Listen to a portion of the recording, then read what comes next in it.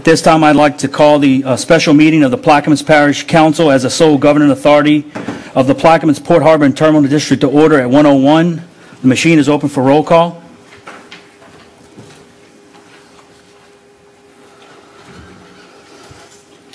Let the record reflect we have 7 members present and 2 absent. If we could please stand for the prayer and pledge of allegiance, and Mr. Juneau will lead us.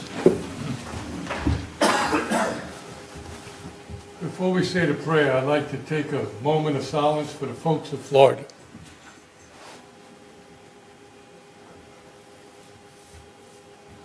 We take this moment to acknowledge Almighty God and thank Him for our bountiful blessings, especially for the parish's natural resources. We pray for the protection of our parish residents and businesses during the hurricane season. We give thanks to God for our brave and courageous men and women in the military who daily risk their lives to protect our precious freedom, and we pray for our world leaders to know how to obtain world peace. We also pray for the government body, comprised of both council and administration. We'll always serve our parish with honesty, humility, and equality to all. And as this government body gathers here today, we pray for the wisdom to know right from wrong and the courage to do that which is right. Amen.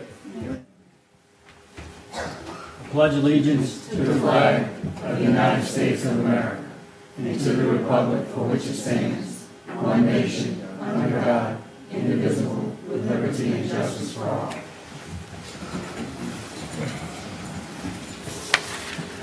We can move to item number 2, please. Introduction of ordinances and resolutions. Mr. Lapine? I have none. Mr. Juneau? I have none. I have 1. I apologize. Yes. A resolution approving a donation of funds to Plaquemines Port Harbor and Terminal District and authorizing the Executive Director of the Plaquemines Port Harbor and Terminal District to use such funds to acquire certain immovable property and to execute lease agreement and a cooperative endeavor agreement between the Plaquemines Port Harbor and Terminal District, Plaquemines Liquid Terminal LLC, in connection with the land for certain dock, wharf, and rail improvements, pipeline and pumping infrastructure, blending, storage, facility improvements, and any additional improvements related thereto, and providing for other matters in connection with the foregoing. Mr. Roussel? None at this time. Ms. Williams? None. Ms. Salvant? I have none. Mr. Edgecombe? None of this also. There hearing none.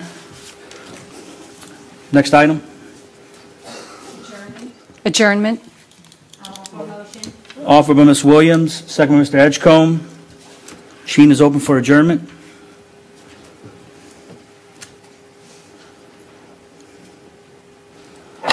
And the adjournment is 7-0 at 1:04 p.m.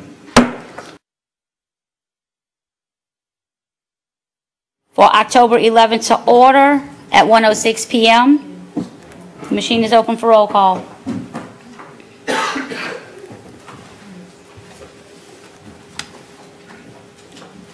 Let the record reflect that 7 council members are present. Mr. Black is en route. I'm not sure about Mr. Bartholomew.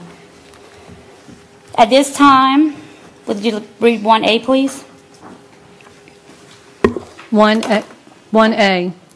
Item 1 pertains to a group of lawsuits including the Parish of Plaquemines versus ConocoPhillips et al. 25th JDC number 60-982 Division B that have been consolidated with the 19 lawsuits which are listed in detail on the posted agenda. Attorneys Carmouche, Kosich, Parasol, Taylor, Koenig, Berglass, and Tankersley. Councilmember Roussel. I'll offer at this time. 2, both of them, 2. My bad. Number 2, Plaquemines Parish Council versus Plaquemines Parish. We'll take them separate because Mr. Black's not here yet, so that's his legislation. So, And this is to move into executive session. yes, we're going to vote to move into executive session at this time. I'm sorry. Yes, Mr. Roussel offers. Is there a second? Seconded by Ms. Salvant. Is there any questions or comments for us to move into executive session? Hearing none, the machine is open.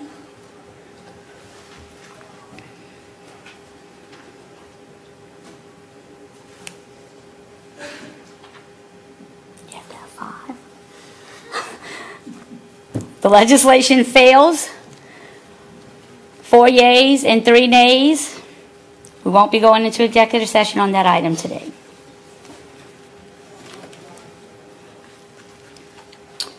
Let's skip over to status of President's on his way. Let's move to 2A. Is Ms. Brenda here? Yes, okay. Bids and A B, let's take them, advertisements. Globo. A resolution authorizing the disposal of cat cages located at Paws on Edward Aber Boulevard. Do you want to take? No, you could do them together, Globo.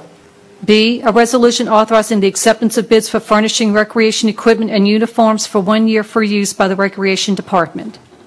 Ms. Sanford, let me put you on. Go ahead. Hi, I'm Brenda Stanifer, Plaquemines Parish Purchasing Agent. I have a resolution authorizing the disposal of the cat cages located at Paws on Edward Aber. It's recommended by the Health Department Manager, Mr. Raymond Fier. I always say it wrong.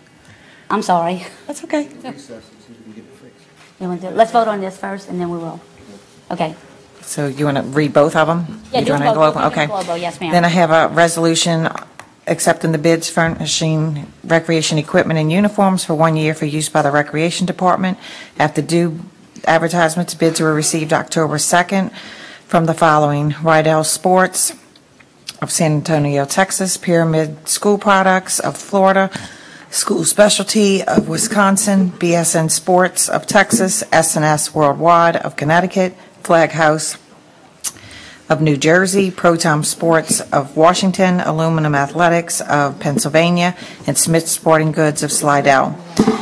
It is my recommendation, with input from Mr. Henry, that we accept the bids of the low bid of Rydell Sports, the low bid of Pyramid Schools, the low bid of School Specialty, the low bid of BSN Sports, the low bid of SS Worldwide, the low bid of Flag House, the low bid of Protom, and the low bid of Smith Sporting Goods on the items that are detailed within. Okay, thank you. I'll offer. Seconded by Mr. Burt.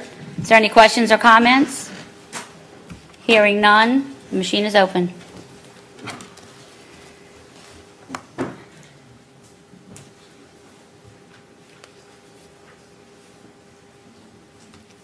Legislation passes 7-0.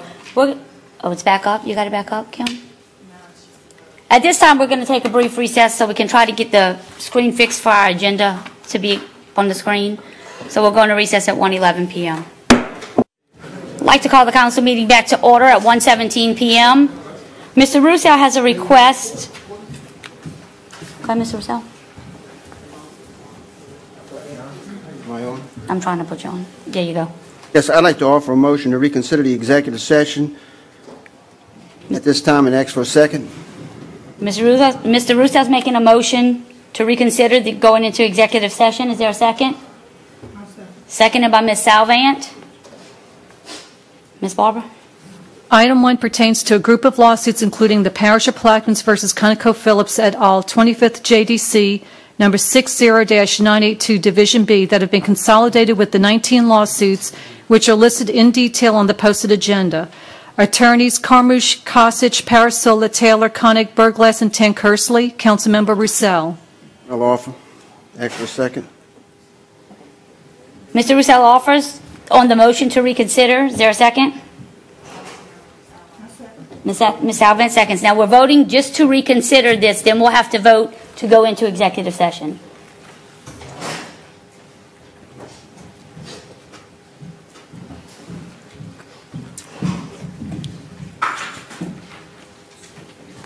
The reconsideration passes 5 yes, 3 no's. Ms. Barber, can you now read 1A, 1A1 again? Item 1 pertains to a group of lawsuits including the Parish of Plaquemines versus ConocoPhillips et al., 25th JDC, number 60-982, Division B, that have been consolidated with the 19 lawsuits which are listed in detail on the posted agenda.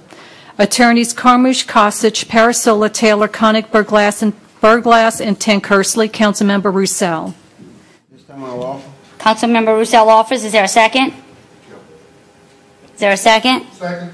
Seconded by Mr. Bartholomew. Let the record reflect Mr. Bartholomew and Mr. Black are both present. Any questions or comments regarding executive session? Hearing none, the machine is open.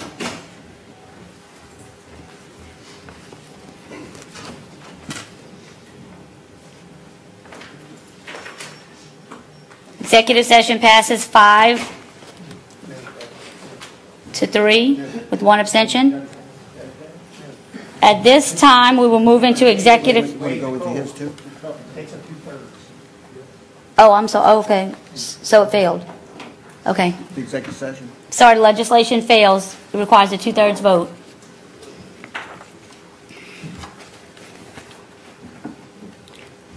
Okay, at the request of Mr. Juneau,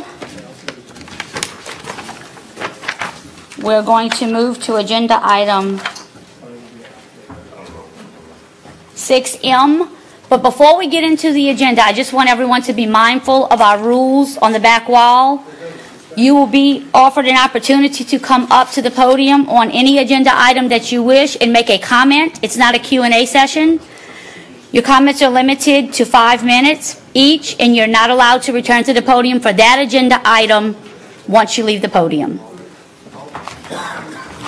6M, a resolution authorizing and directing any council providing assistance in pursuing claims described herein, including but not limited to Carmouche and Associates, LLC, doing business as Talbot, Carmouche, Marcello, Connick & Connick, LLC, Cossage, Summage, Parasola, and Taylor, LLC, and Berglass and Tankersley, LLC, hereinafter collectively referred to as outside counsel, to cease and desist from performing any work associated with the legal action currently pending under the Coastal Zone Management Act as provided for pursuant to ordinance number 13-210, other than to dismiss all actions and lawsuits pending pursuant to the Coastal Zone Management Act and ordinance number 13-210 by November 8, 2018, and otherwise provide with respect thereto. Mr. Juneau? Yes. Your offer? I'm presenting it as is. Anyone who likes to talk on it or against You got to offer first. Okay, I'll offer. Mr. Juneau offers. Is there a second? I'll second. Seconded by Mr. Burt. Mr. Juneau, now you can make your comment. Okay, I'm presenting it as is. And anyone who likes to talk on it or against it is welcome. At this time, let's do it in an orderly fashion. If anyone wants to comment on this agenda item that is in favor of this agenda item, please come up to the mic. If you're supporting this agenda item and you want to make a comment, please come up to the mic. And when you come to the mic, state your name and address, please, for the record. So no one is...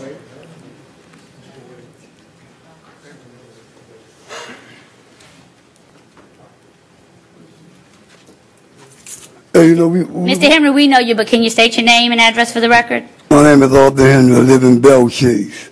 Listen, this has been going on for a long time.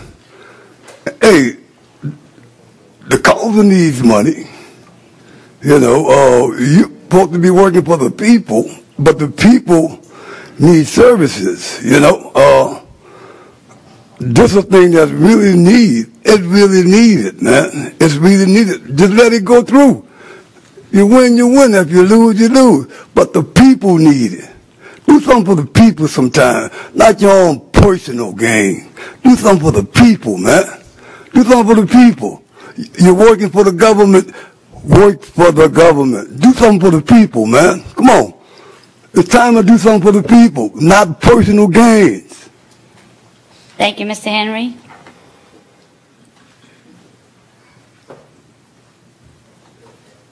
You got somebody in the middle.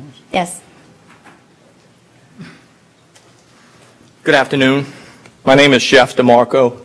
I'm the 2018 chairman of Plaquemines Association of Business and Industry. There's no disputing the fact that the oil and gas industry has been and hopefully will continue to be a vital part of Plaquemines Parish economy. It's created untold numbers of jobs for our citizens and wealth for our parish.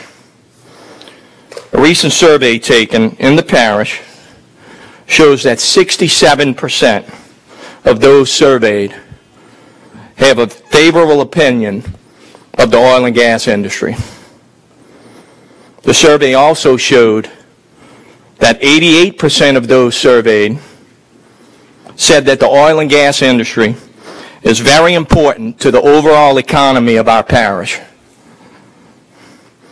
That same survey showed that 56% of those surveyed opposed the lawsuits, stating that the economy will suffer because a few oil and gas companies will choose to invest and expand in a parish where they're being sued. They will instead choose to relocate to other parishes friendly to business. Pabi's position has always been and will continue to be in opposition to these lawsuits. We feel that it projects an unfriendly business atmosphere not only to the oil and gas industry, but to all industries. We therefore ask that you support this resolution to rescind these lawsuits. Thank you all for your time. Thank you.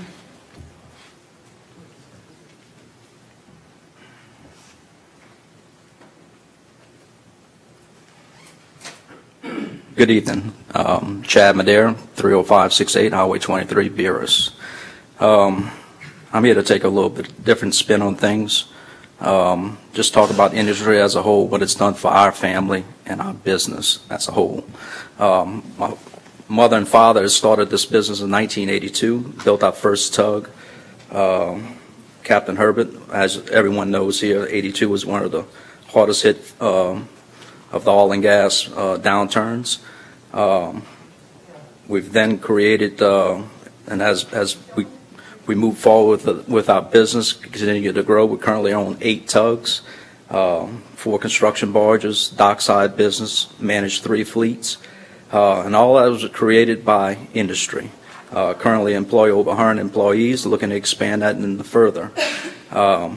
So me here up today at this podium is to tell you what great things that industry has done for me personally, and not just me personally, but personnel-wise, captains growing great jobs, great salaries, 120+ thousand a year. Captains, deckhands, 40,000 a year. So a lot of great things has come through our way through industry, and I hope y'all strongly support this to kill this oil and gas suit to continue on with that legacy. Thank you.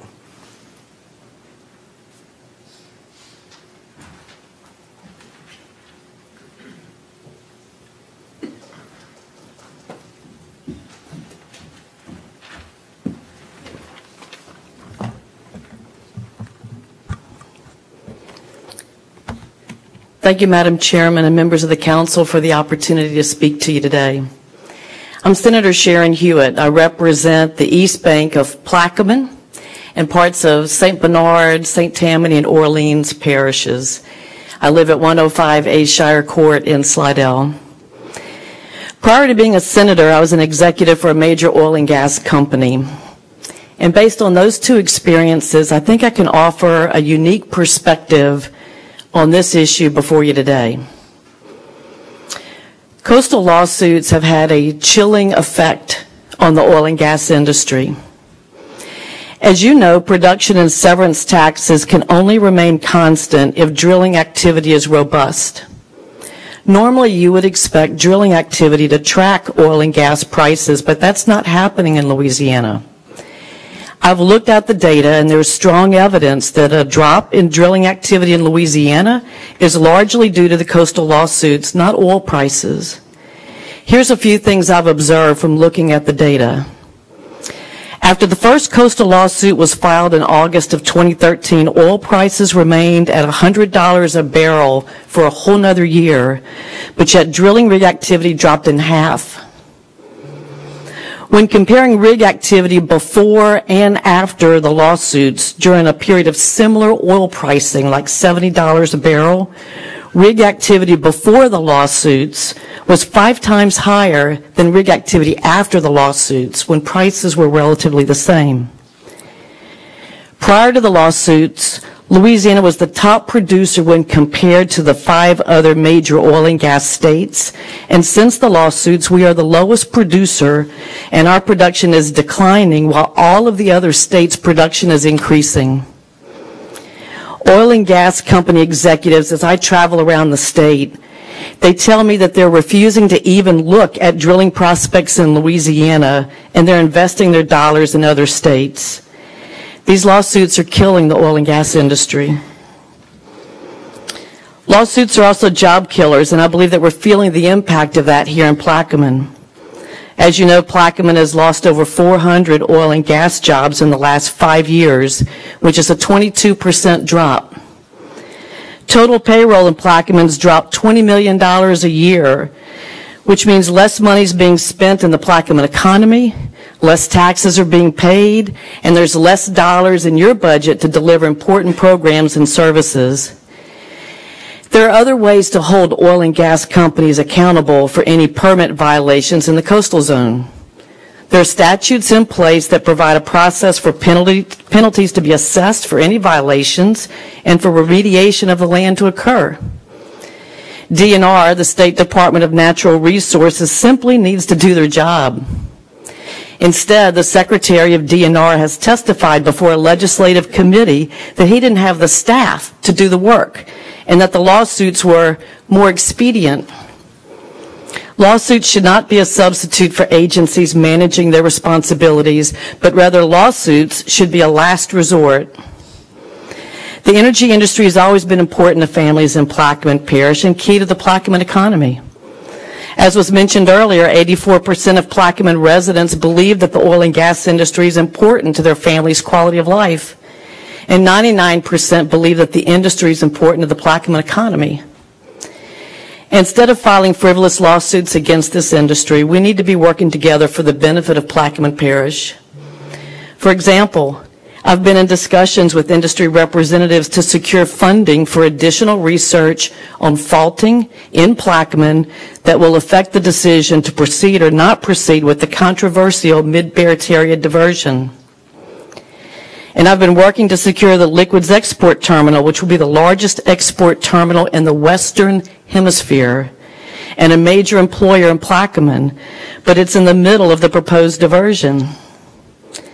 Cooperation with the industry is key to resolving these issues, but it is clearly more difficult with the constant threat of lawsuits. The predominant source of revenue for coastal restoration comes from oil and gas companies. If we want more coastal restoration dollars, we need to be encouraging more investment from oil and gas, not driving them to other states. You all have an opportunity today to send a strong message to the oil and gas industry that Plaquemine is open for business by dropping these lawsuits. Not only will that create a brighter future for Plaquemine, but it will be a signal of hope for the rest of the state. I encourage you to vote in favor of the resolution to drop the coastal lawsuits. As you know, similar to the state legislature, any abstentions count as a no vote. 57% of our constituents believe that dropping the lawsuits is the right thing to do. And I believe that there are a number of people here in the audience that are employed in the oil and gas industry. And if you're here today, I'd ask you just to stand up if you work in the oil and gas industry. Senator Hewitt, with all due respect, can you wrap it up? Your 5 minutes is up. Please, ma'am. Thank y'all. Let's put an end to these lawsuits and move our parish forward. Thank you.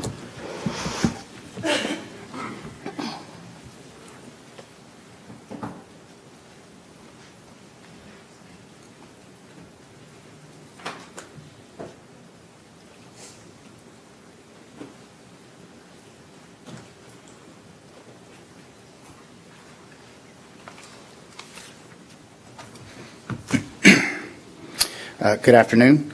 Thank you for giving me the opportunity to speak to this council. My name is Timothy Cuvion. I am the chairman for the Veniceport Coalition. Veniceport Coalition is a collection of businesses that have interest in the Venice and surrounding areas. Venusport Coalition is in favor of rescinding the lawsuit against the oil companies. A separate statement. So this one, as owner of Couvion Group, I have spoken with many of our oil operators doing business in our area.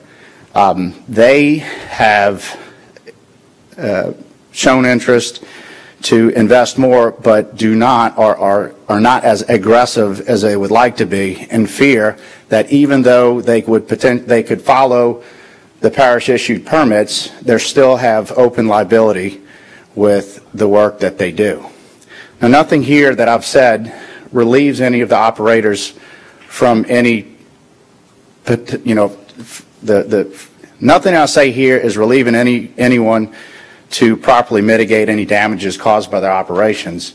But I don't think that we've been fair with this lawsuit to give those guys the opportunity to mitigate. So I, as Couvion Group, I, as Timmy Couvion, Couvion Group also, am in favor of rescinding the lawsuit. Thank you.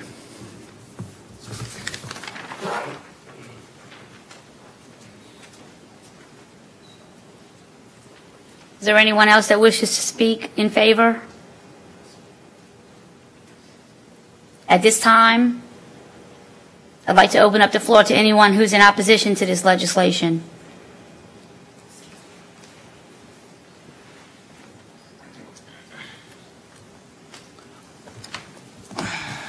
My name is Kendra Arneson. I live at 280 Taylor Drive in Buras, Louisiana.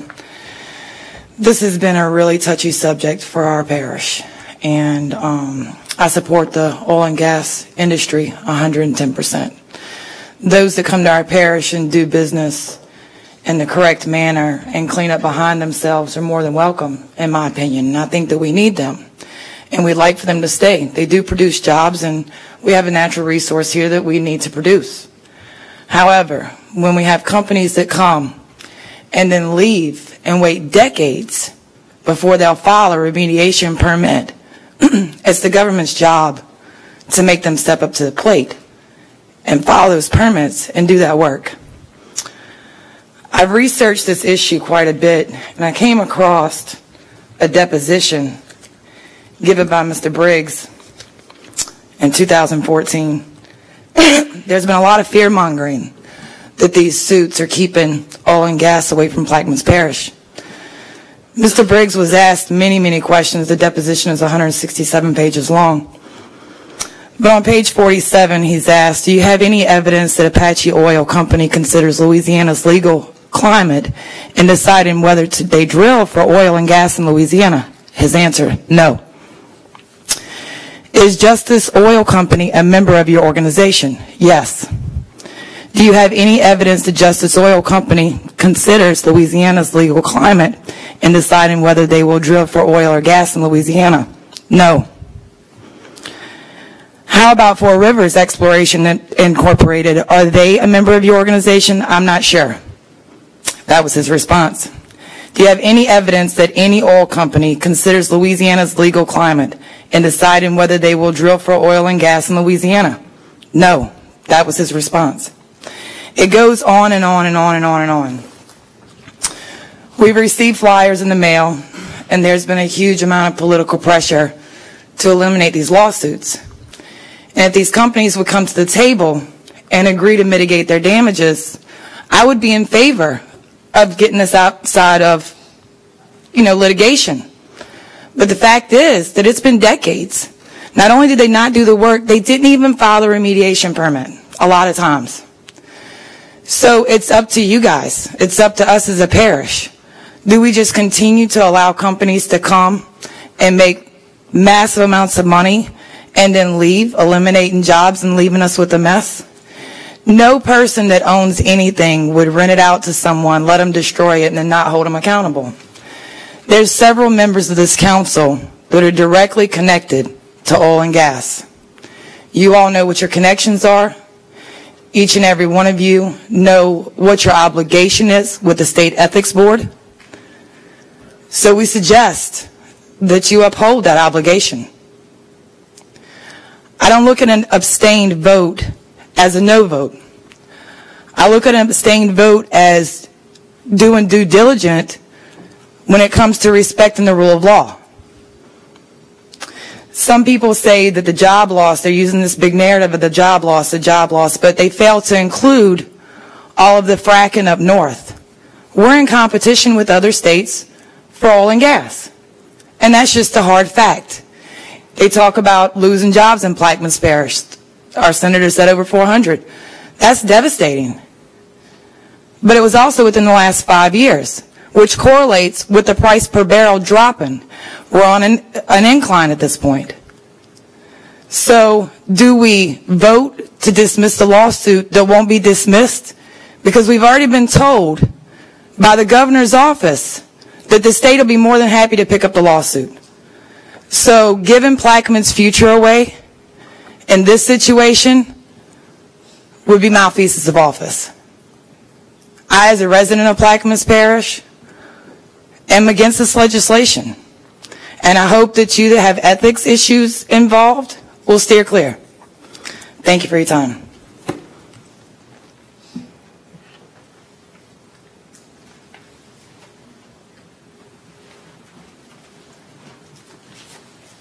Good afternoon. Phil Kostic, your attorney, lifelong resident of this parish. I'd like to talk to you in executive session. There's a lot of things we can't say in public meetings, but I will do a quick recap. I met with Mr. Juneau last week. We had a very pleasant meeting, Irwin, and we found out we have more in common than we don't. Irwin says, Phil, I'm filing this because I want to get them to the table. I want this done right. I want them to clean up their mess. And you remember the look on my face. I said, Irwin, what do you think I've been doing the last 3 to 4 months? We are in serious negotiations with several companies. One, we're very close, which means lots of money, Barrier Island, and getting this thing in the right direction, and jobs for the people that get dragged into this place. You and I were looking for the same thing. You didn't know we were having those conversations, but we were having them. Guess what? When this was filed, the phone went dead. The conversations have stopped. Mr. Carmouche is here. He's been involved in 4 of these conversations with 4 oil companies. They're looking to pay. I'll see ConocoPhillips here today. ConocoPhillips is as busy as anybody trying to get this done. We're working very close with them. They're one of the biggest landowners in this state, and we're working very close. They have their land department working overtime now, getting this done with us. Not just here, Terrebonne and Lafourche. That's what's happening, and we're getting there for you guys. But the solution is not going to be held with the political arms of the oil and gas. They're here to do one thing, convince 5 of you to do something however they got to do it. Jobs, promises, God knows what they're promising people. This case is going to be settled with the main players at the main office, that's who we're dealing with, or with their litigators in the courtroom. We all prefer sitting down, and I invited Irvin, and I invite each one of you to come sit down with us. Come to Houston with us, come to Baton Rouge, come to New Orleans, come meet with the mediators. You're welcome to see every single thing we did, and you'll be proud. This whole community will be proud. And when we bring the jobs back, it's going to be for the boat companies, the contract companies. That's who it's going to be for. This is where your future is. We're working with these guys. Oil and gas wants this done as bad as we do when you talk to the guys that really make the big decisions. But when you're listening to the political arm, they're here for one thing. They want you to give up and give up the courage that so many of you have shown and the character that you have shown. Now, our door is always open. If you want to come talk to us, if you want to go back in executive session, we'll give you a lot of the details. But do not be fooled by, I'm going to call them, lies. Don't be fooled by push polls. If you want the truth, you don't ask a question like this.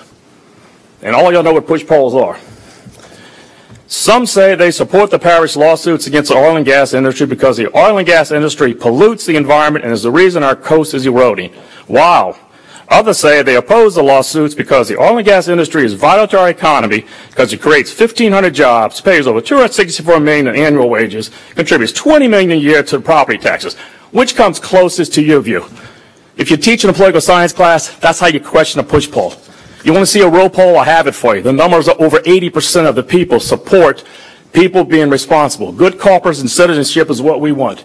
If you made a mess, come clean up your mess. Don't clean up the Corps mess. Don't clean up hurricane mess. Clean up the mess you made. Irwin, you and I agreed on that. We want our coast cleaned and fix the mess you made. You guys, your company gets it. They're doing it. We're very close, but guess what? Nobody's talking. And if you want to go into executive session, we'll give you a lot of details. And again, I invite every one of you, come sit with us. Come show strength that this council has its resolve. And I will tell you this, the executive counsel for the governor, the main lawyer in this state, is on his way to come talk to you. Some of you said you want to hear from the horse's mouth. He's stuck in the Mississippi River Bridge. Apparently there's a bad accident. There's a shooting or something. He's stuck in that traffic, but he's on his way here if y'all want to vote to go in later. And I'll tell you what he's going to tell you. The same thing he told you 3 years ago. If you drop this suit, the state is picking it up. Right now you're in the forefront. You're in the forefront of this litigation, and everybody else, the other 5 parishes that are following suit are following you. Which means when our boat companies and our contractors get the first shot at jobs, it won't be the coulda, woulda, shoulda. They go on to Fouchon, they go on to Lafayette. Everything's come from Baton Rouge. You make the decisions through our local court, and our contractors get the jobs. That's what Urban said he wanted. We left the meeting like, we just agreed on 99% of what we're doing. So if you want to do it right, stick with us. All we're doing is winning. They're being delayed. Come sit down with us. We'll let you talk to the people that are really making the decisions, not the political arm dragging people out here.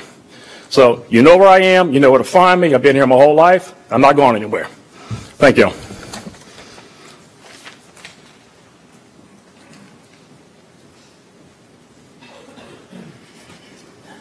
Good afternoon. Brandon Taylor. I'm law partners with Phil, as you all know. I'm not going to take much of your time, as a lot of things have been said today. I do want to point out a couple of facts that I think are important given some of the statistics or statements made earlier. If you just do simple research on Louisiana's database Sunris, you can look at Plaquemines Parish, Terrebonne Parish, and Lafourche Parish. Look at the oil and gas production over the last 5 years in those 3 parishes.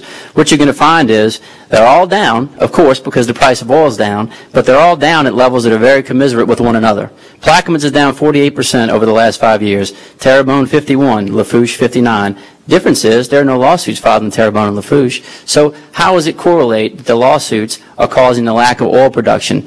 Same thing with the gas, very similar numbers, anywhere from 59% all the way to 72% down for Lafourche.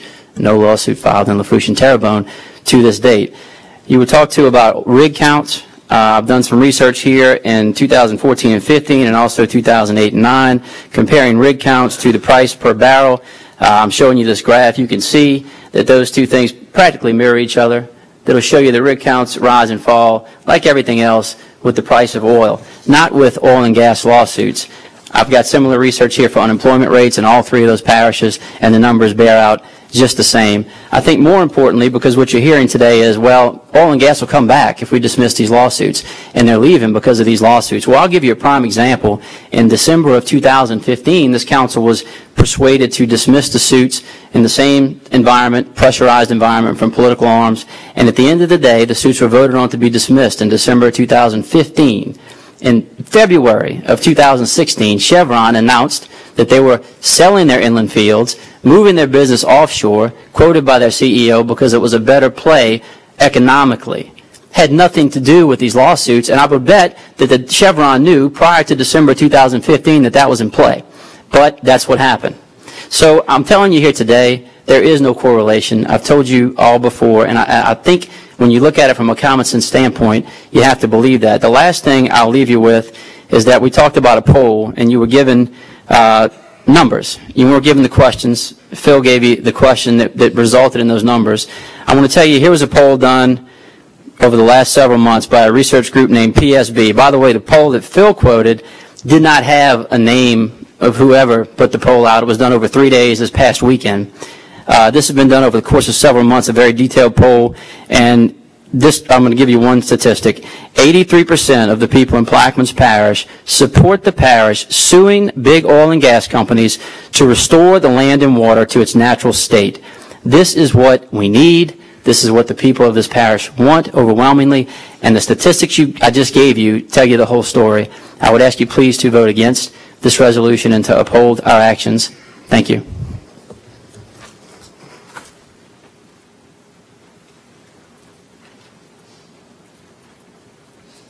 Good afternoon. John Cormouche.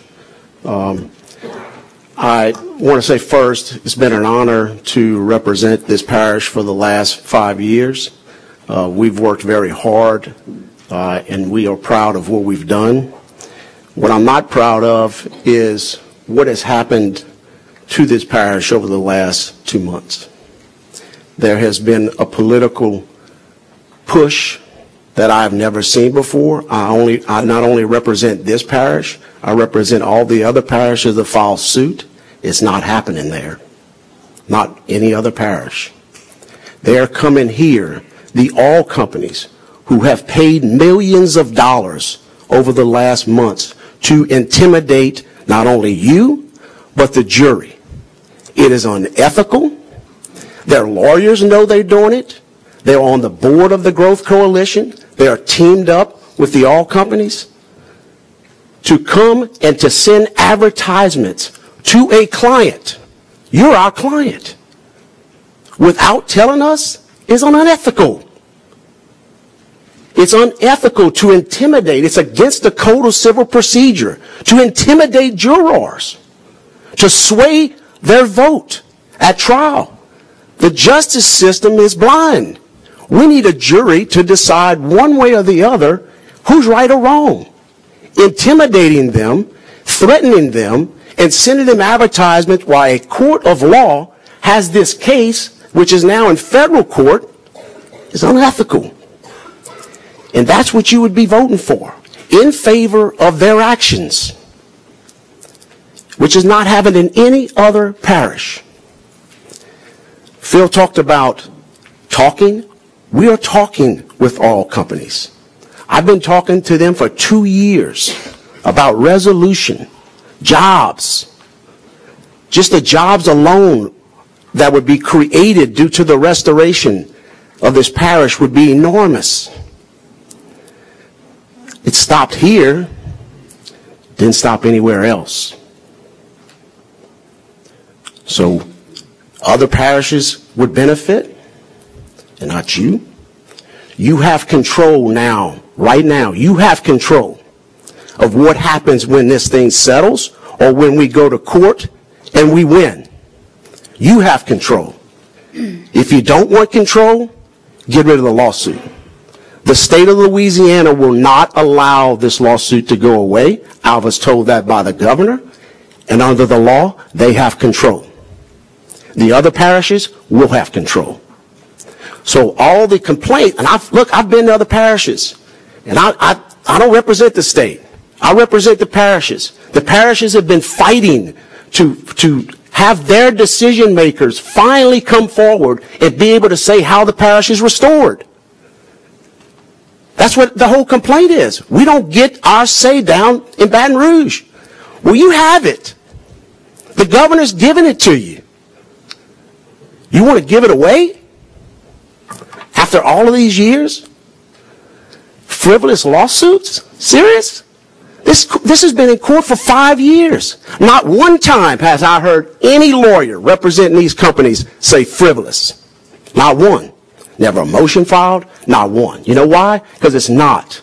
They're losing in court. You're winning. You're winning because you're right.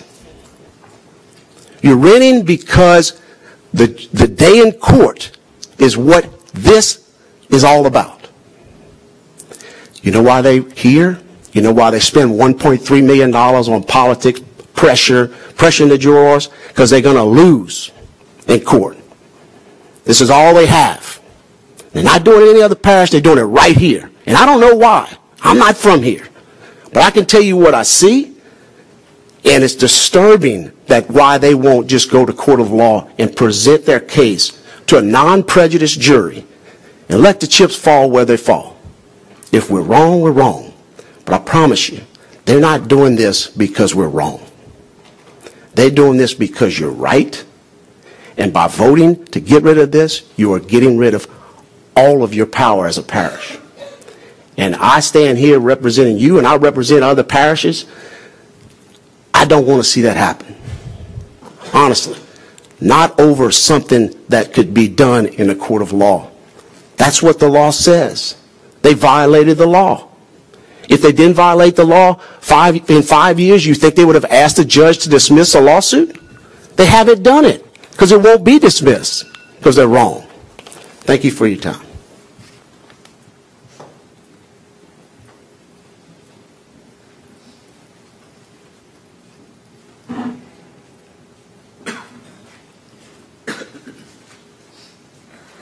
Hello, how y'all doing? My name is P.J. Hahn. I was a former coastal director here. I apologize if I'm shaking. Last year I got diagnosed with Parkinson's, so I'll try to make it through this as quickly and as easy as I can. For 8 years, I busted my butt out here trying to restore the coast. We had over $1 billion of coastal restoration while we were over here. $1 billion. Thanks in part, or thanks or no thanks, to BP. They were a bad player in the Gulf, and for that we received money that we were able to restore the coast that we would have never had before. I've been out there. I've seen it. The unlined pits, the pollution these companies have left behind.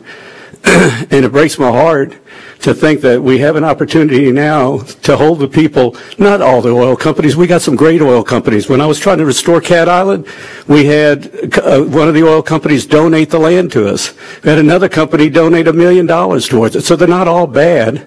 Let's hold the ones that are bad accountable for what's happened. There's pipes laying everywhere out there. There's open pits, unlined pits with chemicals leaching out. And on the other side, less than 100 yards, you got people crabbing and fishing. I mean, this is your backyard. This is like giving your neighbor the keys to your car, letting them wreck it, and then come back and leave them parked in your driveway and say it's your problem.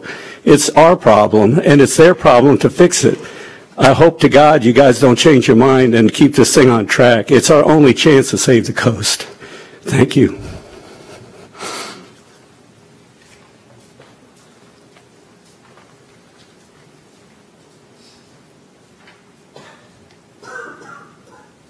Is there anyone else that would like to speak on this agenda item from the audience? Okay, hearing none. Is there anyone at the table that would like to speak on this item? No? Prior to the vote, I'm going to let everyone know why I'm voting the way I'm voting. I'm going to be abstaining from this legislation, and it's due to some recent information that was published publicly recently that I was unaware of, that my employer may have affiliations with two of the defendants named in the lawsuit. This was just brought to my attention this week. So until I can confirm this and find out that I am not violating any ethical laws, I'm going to abstain from anything regarding this suit. And I just wanted the public to know that, because I did run on, and I am in support of oil and gas. Thank you. No other questions or comments? Hearing none, the machine is open.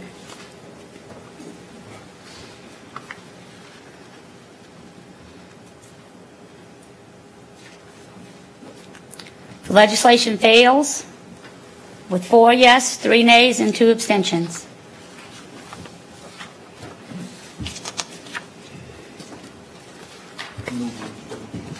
I'm sorry? Let's revert back to the agenda and follow it in order, please.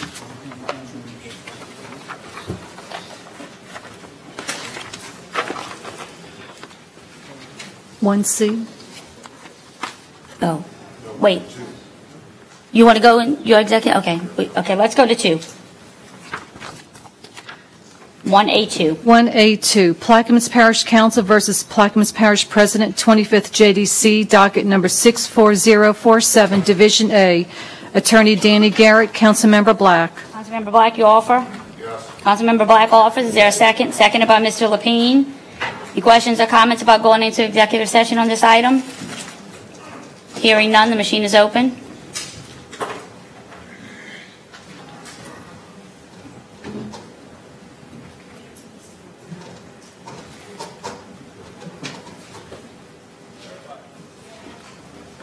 We'll be moving into executive session at 2:01 p.m.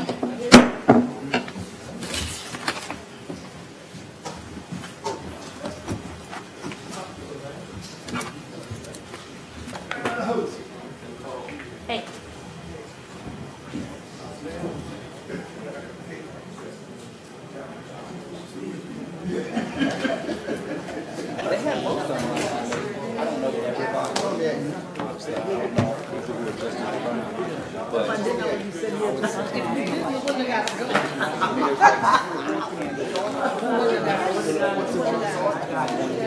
Okay, because Southplex got a ball game tonight. Home. That's why I'm asking. 7 o'clock, but I gotta be there early to do concession.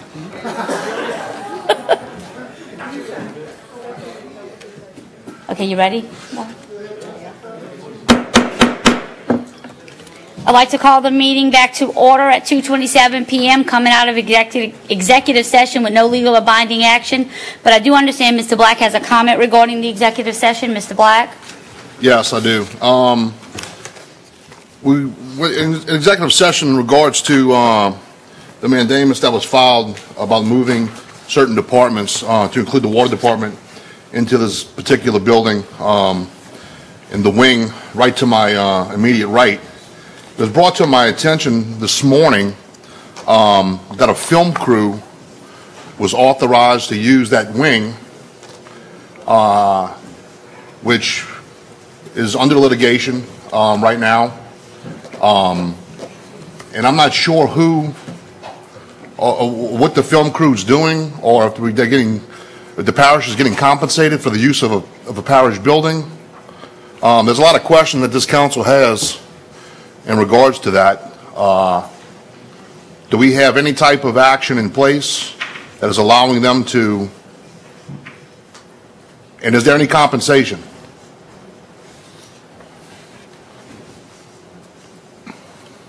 Go ahead, Shane. Yes, Councilman Black, there's a CEA in place with them. It's a nonprofit organization. As you know, the Constitution of the state of Louisiana allows CEAs between governments and private entities when it serves a public purpose. I'd point out that Constitution also recognizes the preservation of cultural heritage as one of the public purposes that is favored in Louisiana. This particular film is it's about New Orleans and the region generally. They're filming here for this weekend in an effort to recreate Congo Square in the 1800s, early 1800s, and because they felt like the terrain was similar. So the backfield out here, they're going to be filming. All right, I don't really mind the use of the field. My issue is that we're using a public building that is currently under litigation between the council and the administration, and I'm not sure why we're allowing anybody to use a public building for free. Well, they're cutting the grass, and we're also going to get publicity out the deal, Mr. Black. Cutting the grass? Yeah, they're going to cut some of the grass out there. We're going to be filming. That's a benefit to us since we are so short-handed and don't have people cut the grass regularly. We've always heard these questions. We'll that later on in this council meeting. But, I mean, look, if that's y'all's stance and that's what y'all want to do, then... That's the stance. I mean, this is something that's going to get us national attention.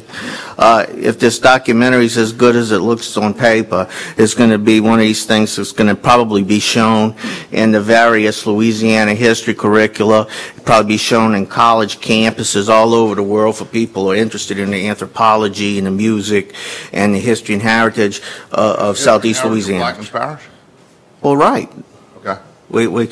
We have West African slave traditions that have originated in this area, that it's part of a common corpus of the Afro-Caribbean culture that makes up Louisiana. It's good for the state, it's good for the region, it's good for the parish, and you know, it's probably as good, if not better, for the parish than, for instance, you know, a seafood festival, for instance. Yeah, that's not good for the parish? I'm not saying it's not. I'm just saying I said as good as. Okay. How long is this going to last? They're here until, I think, Monday they're picking up. Okay, so it's not going to prohibit you guys from moving? It should, and has nothing to do with us moving or not. Yeah, well, if they're in a space, you can't move into that space. But Well, we can't move this weekend, but we weren't moving this weekend anyway. We were still in the process of getting things loaded up to the cloud, which is my understanding just happened. all right. Well, that's your legal opinion, and y'all safe with donating parish stuff to folks, and that's. Yeah, there's no cost to us. I mean, we did get the permit fee, and like I said, they're donating in-kind services to us in the form of grass cutting, and plus there's the publicity and the goodwill that we get with the film industry. We have a film ordinance which is there so that we can promote the film industry, promote the parish. Usually those are of a corporate nature. This, at very least, is educational. This is going to support the culture and heritage of people around the parish and the region. I mean, I really, it doesn't hurt us any to let them use the building since we weren't in it at this moment anyway. So I actually fail to see what the issue is. The issue is that we're suing a bunch of people for misuse of public funds, and my question is are we authorized to donate public funds? There's no funds at all that have been donated. And Article 7, Section 14C says that you can enter into CEAs for public purpose. This is a public purpose. We're supporting the culture, heritage, and history of our region. There's nothing at all wrong with that or untoward. Okay. And the event at the pavilion this weekend, is that free too? I don't know who's doing anything at the pavilion. I'm not familiar with pavilion. What are you talking about at the pavilion? Gospel event? I don't know anything about that. This is the thing I'm having a problem with too. Is I get. All right, you're right. You're right though. I'm done.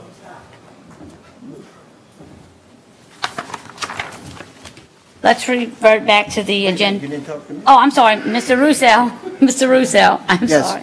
I was brought into this issue this morning, and my concern is that, you know, let me ask the question first. Did you use the parish ordinance on the film industry as your authority to do that? On the film industry, no, sir. So, I mean, obviously, they're using it in terms of getting their permit, which we advised them they needed. however, I know you cited the Constitution and all, but it's very clear through all of the litigation that we've been through is that the council determines who uses what buildings. Okay. Now, let me finish. Yes, sir. And so, you know, I believe that we should not have given these individuals a key to this building. I spoke to Reverend Giles about this morning. If we're going to move in this direction, I think that this council needs to approve those type of agreements, as you were asking for a suspension of the rules for this introduction, which didn't happen. I believe also that we should not just turn over a building without a custodian. When we rent the auditorium, we have rules that say they have to have a custodian, or they have to have police, they have to be someone there. So in this case, what we've done according to this agreement, we went ahead and turned over a key. In the agreement it says building 201, which this is not building 201, this is building 203. So technically, they have no right to be in this building. They should be in building 203, which is not, 201, which is not this building. It also goes on to say that, you know, we give them a key, we do all of these things for them, yet we don't receive any compensation. And I understand your argument about that they're going to publicize us and they're going to make us famous. Correct? One could characterize it that way. Okay. So, back to what should be happening, in my opinion, is that this type of agreement needs this council's approval because it doesn't fall underneath the ordinance of the film industry. This is a side agreement that the legal department has made with this entity without us knowing, and we show up this morning and we see what's happening and we start asking questions, and one thing leads to another. I made some phone calls to the producer. The producer's daughter is working the issue. They refuse to give up the key. Now, I have an issue when we turn over a key to a public building We have an agreement supposedly to where they are going to pay now for a custodian to sit here, and they're going to reimburse those salaries, but yet they refuse to give up the key because they have a document that you signed. Because in the document it says, we're going to give you a key. It's very clear, one set of keys provided by Reverend Giles to the contracting party or the production company at 9 a.m. on October the 11th so that the film crew can lock any valuable equipment into the office suites. They are holding that over our head now saying, we got a document. Well, we have two documents actually, Mr. Rousseau. The one I dealt with was the CEA, which is a full CEA. That's just the form that people fill out when they're going to use the various rooms and buildings and whatnot. That would be the same form, if I'm not mistaken, that one would fill out if one wanted to rent the auditorium or any other building in the parish. So I've actually never seen that particular form. But be that as it may, there's no reason she should have refused to hand the key over. You told me about this about an hour before the meeting. It's the first time I'd heard of it in terms of some recalcitrance or problem with getting the key turned over. But I'm working on that. I sent an email to them telling them they needed to give the key to the custodian, and that if there was an issue with it, we would work it out, but that the custodian needed the key. So, you know, I'm still working on fixing that thing, but I think it's no hill for a step. We're going to sort it out. Now, in terms of the issue about no notice, I emailed Councilman Black's office, because it's in his district, some time ago, 2-3 weeks ago, about it when we first started negotiating with these folks. I did make a mistake about the date, and that's why I was asking for the suspension of the rules, but I was just throwing y'all a bone, to be honest with you. I didn't think we really needed to do it. I was just trying to be nice when I asked for the suspension, because I didn't want a whole bunch of bull. Let me follow up on that. So you don't think that you need this council's approval to give a building away? We didn't give a building away. You let him use it. You gave 40. We let them use it. We don't have council approval every time somebody goes and rents it with Reverend Giles. This was an in-house administrative thing for 1 weekend. It's not hurting anybody. Okay, so let's back up, Mr. Yes, sir. We agreed that the auditorium has its rules. Yes, it approved does. by this council. We have given that authority to the Yes. administration under an ordinance. Right. We agree that under an ordinance, we have given the administration the ability to work with the film industry. My very first question to you is that, did you use that ordinance as authority to give that building away? I did not. Correct. So where did you get the authority to give that project to a film industry? Well, from the Constitution and from analogy with the ordinance that we use when we deal with fairs and festivals. I had that discussion with you and said that the fair and festival ordinance that I drafted Only deals with fairs and festivals. it only deals with fairs, festivals, and other agricultural events, which I didn't make that language up. That language came I didn't make up the from Constitution the Louisiana Revised Statute and the Constitution. Right. So the reason why I brought this up is because all of these things come across my desk because it's in my district, and I don't know where it goes from there. And then I get accused from people in the public that the administration has said, well, Councilmember Black is against this and this and this. I'm not against the film industry filming. I'm not against the gospel folks doing a thing at the pavilion, because I signed those permits. What I'm against is having people in the administration allow them to do it for free. It's not for free. There's consideration. I'm not going to argue with you whether or not something's for free or not. That building, the lights, the AC, the water, everything else. I mean, look, okay, if you want to say it's subsidized, yeah, it's subsidized, because it has a public purpose and it's going to be for the public good. Where did you get that authority from? Well, since the council issues building space for... You issue building space in terms of assigning buildings, Madam Chairperson. Is the document even legitimate? Yeah. I mean, I guess maybe we have this may be one of those areas where we have a disagreement, which we seem to unfortunately have many of. but there's no harm, no foul in this, frankly. And, you know, I'm appalled that you're making a big deal out of it, considering, you know, the money we spend on the Seafood Festival, which is really a self-adulation society for self-appointed elites in this parish. And we're not going to support the culture, heritage of people. Point of order. The issue is that the space is in litigation. That's the issue. Well, look, I can understand that it may be impolitic that we let them use it in the midst of the move and this ongoing thing, but, you know, I've not been involved in that. And, you know, I'm just trying to promote an industry which I think is going to be good for the parish. And I think this is going to be something that's going to support the history and culture of this region, the history and culture of this parish, and it's something that I think can, in the long run, actually help us make more revenue from the film industry. Mr. Russo? Now, I'll leave it with this. I have no problem with the film industry. That's why I introduced the ordinance to start with. I encourage the film industry to come and do business here. However, I do have a problem with turning over the keys to a building without a custodian being present. Understood. And I want that fixed. Well, and I can assure you, Mr. Russo, that in terms of this particular situation, I've spoken with Reverend Giles. We are fixing that situation. And I will say this, they did have to hire deputies. So, I mean, we make sure they did that because of the film ordinance itself requires that. So, you know, they weren't going to be untended.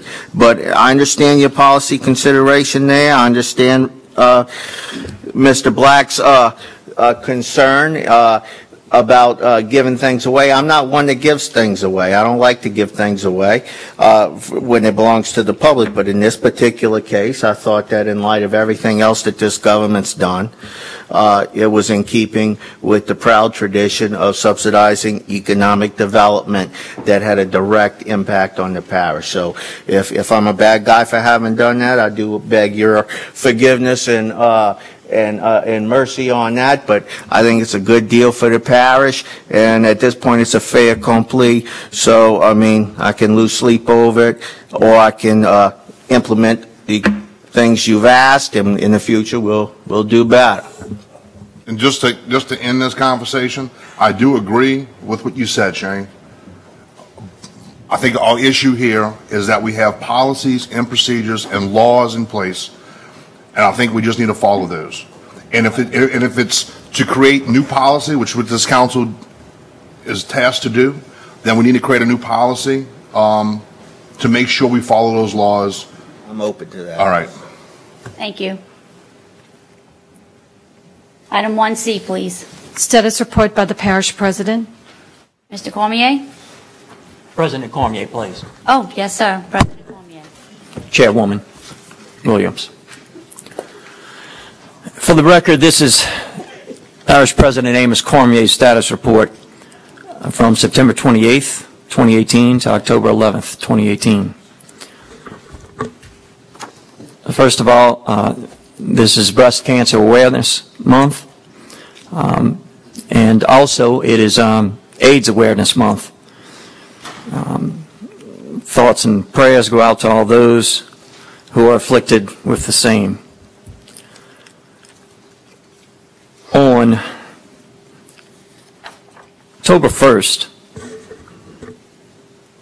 I was fortunate to attend. I've been a member for over a decade now of the St. Thomas More Catholic Lawyers Association, and I'm invited to attend the Red Mass at St. Louis Cathedral. We were fortunate this year to, in years past, Judge Lebrano has attended. I don't think any of the district judges have attended in years past, but we were fortunate to have Father Paul Scalia speak. And Father Paul Scalia, he is the son of the late, I call great Justice Scalia, who, when he spoke once in New Orleans, said that the worst case ever decided in the United States Supreme Court history was New York Times versus Sullivan.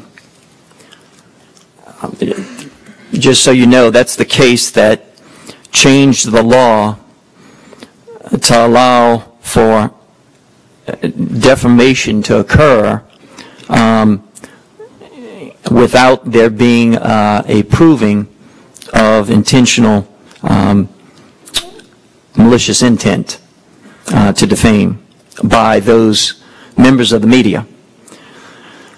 When Justice Scalia said that, this was over probably 18, 17 years ago, and I have to say, in my youthful naivete, I thought that was not the worst case. I thought the first one that came to mind, in my opinion, was Roe v. Wade and other cases, but the more I go along, the more I see the wisdom in Justice Scalia's statement 17 years ago, because our democratic process cannot function if the public is not afforded true facts, accurate facts. And if the media is allowed to distort those facts, then the public does not get good information, and bad results, bad decisions follow. Along that vein, I have to, for the record, set the record straight that back in September of 2016, resolution number 16-356 was passed by this council. And this resolution authorized then interim parish president Terrio to initiate litigation to attempt to recoup funds. Since that time, when I took office in January of 2017, because of the complexity and other factors,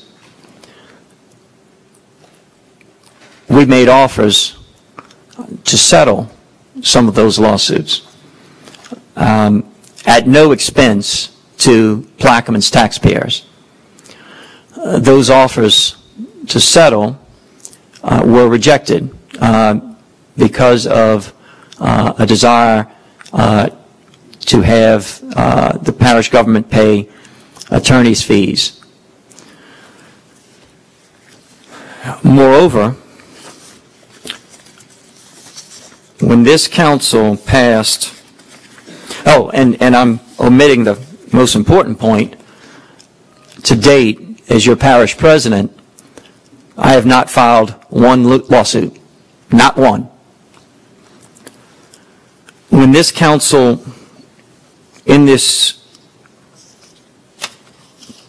was about, I think, August 10th, in resolution number 17-201, when this council passed a resolution to annul and set aside resolution number 16-204, the next day, we filed a motion to dismiss another one of those lawsuits. And while initially the order was signed by the judge, it was later requested a new order form, and it was denied. And that was the debate over dismissal without prejudice or with prejudice. Naturally, my administration sought to dismiss without prejudice so as to protect the taxpayers of Plaquemines. Because if it were dismissed with prejudice, it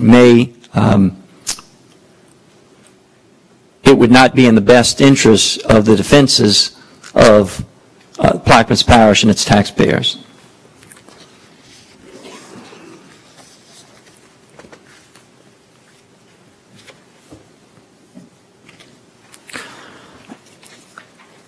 On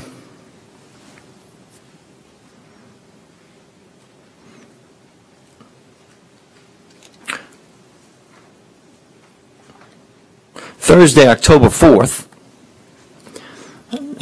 we want to thank Father Kyle Dave at OLPH. It was the Feast of St. Francis, and there was a pet blessing there, and quite a good number of our community attended that pet blessing, and many animals received holy water, which was a good time for all. Also on that date, we had a tour, and I want to thank Congressman Scalise's office for sending out Justin to attend, and other dignitaries who attended. I think we had members of the council, Councilman Bartholomew, Councilman Lapine, Councilman Juneau, Councilman Williams, Councilman Roussel, Salvin. Councilman Ms. Audrey Trufant Salvin, who all were in attendance. We also had the Clerk of Court, Kim Tullidge Vaughn, and we had Sheriff Jerry Tullidge and other dignitaries there. And it's wonderful to see the progress that is being made there. And we look forward with great expectation to that opening, and hopefully within months. On Friday, October 5th, I had a meeting with Captain Scarpino of the Joint Reserve Base here in Belfast. And as Councilman Roussel knows, at the Regional Planning Commission a month or so ago, there was an introduction of a resolution to authorize tolls for the Belfast Bridge. Both Councilman Roussel and I were against that. We let it be known that we would be voting against tolls on the people of Plaquemines. And this is my solution that I'm offering and that I've been working toward, is we're in talks with Captain Scarpino, and we're seeking assistance, financial assistance, from the Department of Defense of the United States. It was one of my letters of support that helped us get another $45 million from the feds. We have approximately $83.2 million of federal monies available for the building of a new bridge, and we're short, depending on which engineer you speak with, 50 to 60 some odd million. That shortfall, I've suggested, could be made up with Garvey bonds, state Garvey bonds. It could be made up, as Councilman Roussel suggested, through the state revenue fund, with however they decide to solve their issues, financial issues. But another viable alternative is the Department of Defense. The U.S. Department of Defense budget is in the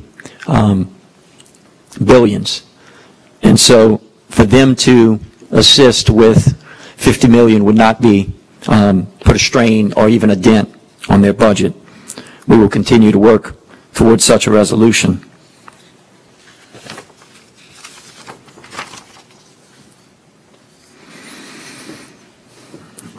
Monday, October 8th, we had the pre-council meeting. We had our first-time attendee, Councilman Lapine, showed up. Councilman Black showed up. Councilman Burt showed up. And Councilman Juneau, who regularly attends, showed up.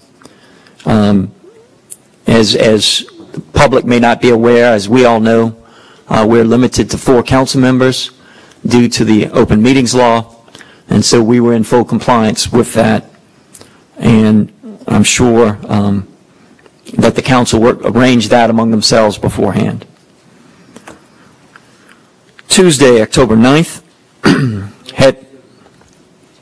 had a meeting with the finance department. We are preparing the budget for 2019. As has been the last few years, one of the biggest problems we have is we have a recurring debt payment of almost $9 million a year. We're proposing to use the recurring $5 million a year BP money to reduce that recurring debt payment by about down to about $4 million. To put that in context, I believe Councilman Black has something on the agenda today regarding separating ambulance from the fire department. But if we did not have to make that $4 million a year debt payment, the historic budget with cost of inflation adjustment has usually been just over $3 million a year. So that would be a revenue stream to comply with that ordinance. Unfortunately, that revenue stream is not there. So I would simply ask that this council propose a concurrent revenue stream, which I don't see one, prior to taking a vote on that proposal. It is, we're in the month of October, and to date, this council back in November of 2017, passed an ordinance to appropriate, pursuant to the charter, approximately $900,000 from one district, which is the Plaquemines Port Harbor and Terminal District, to Plaquemines Parish government for services to our people. To date, as of the meeting on Tuesday, October 9th, I was informed by Finance, we still haven't received that check. So I'll put that, I think I brought that up once before. Mr. Chairman, if your assistance would be appreciated. I think you voted in concurrence of that, and so any help on that matter would be greatly appreciated. It would help in the services to the people, the residents.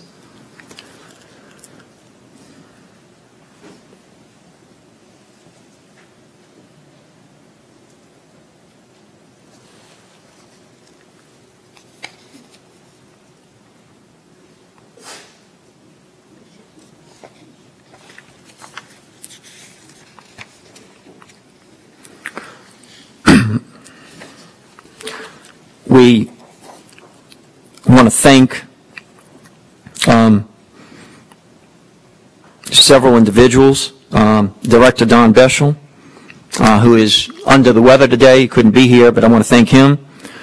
I want to thank Director Vince Frelish. I want to thank members of Heavy Equipment and also Mr. Jimmy Martinez for their work in opening up Phase 2 of the Empire Boat Harbor.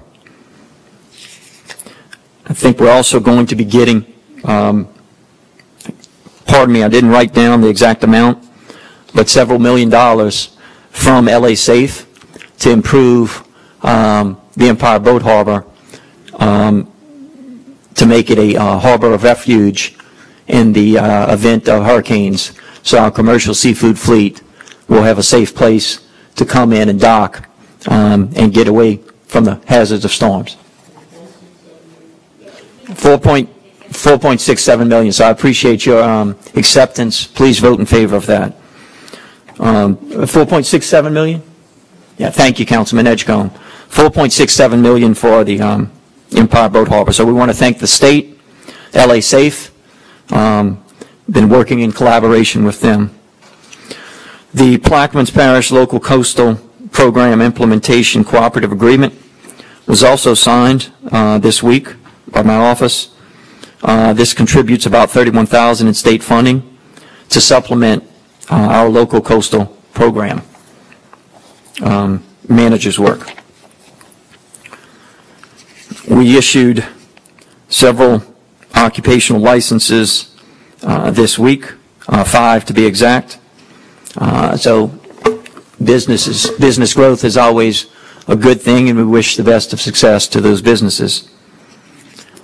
Also signed this week a contract with Jefferson Propeller Repair and Sales.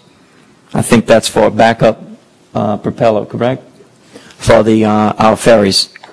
I want to thank Director Giles and our Superintendent Joey Horton. They do a great job. Even though this, going back to the budget proposals,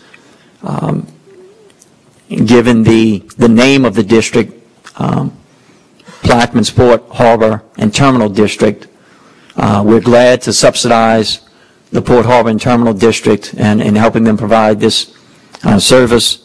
But that's something we certainly are going to be asking this council to consider when we propose the 2019 budget, because we're doing subsidizing them on those issues. Signed a renewal contract for bulk diesel fuel. This is also for to benefit our ferries and other vessels.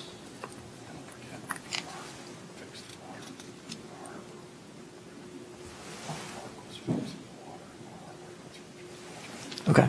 Also want to thank Infomark. Councilman Edgecombe helped out on this one. We fixed and repaired the water in the harbor. So thank you for your assistance, and thanks to Robert Morgan and Infomark for that. Also signed one of the contracts for Scarsdale Drainage Pump Station for that repair. We're keeping that project moving on the East Bank. That's our 1 weak spot. The levee there dips to about 8.5 feet, whereas the rest of the system is above 12 feet. And thank the council for appropriating money to complete that project, which is ongoing.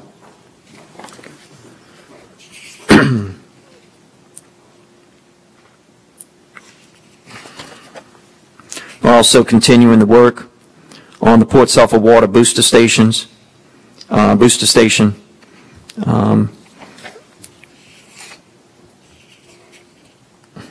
That, in conjunction with the expansion of the Belle Chase water intake project, with which I also signed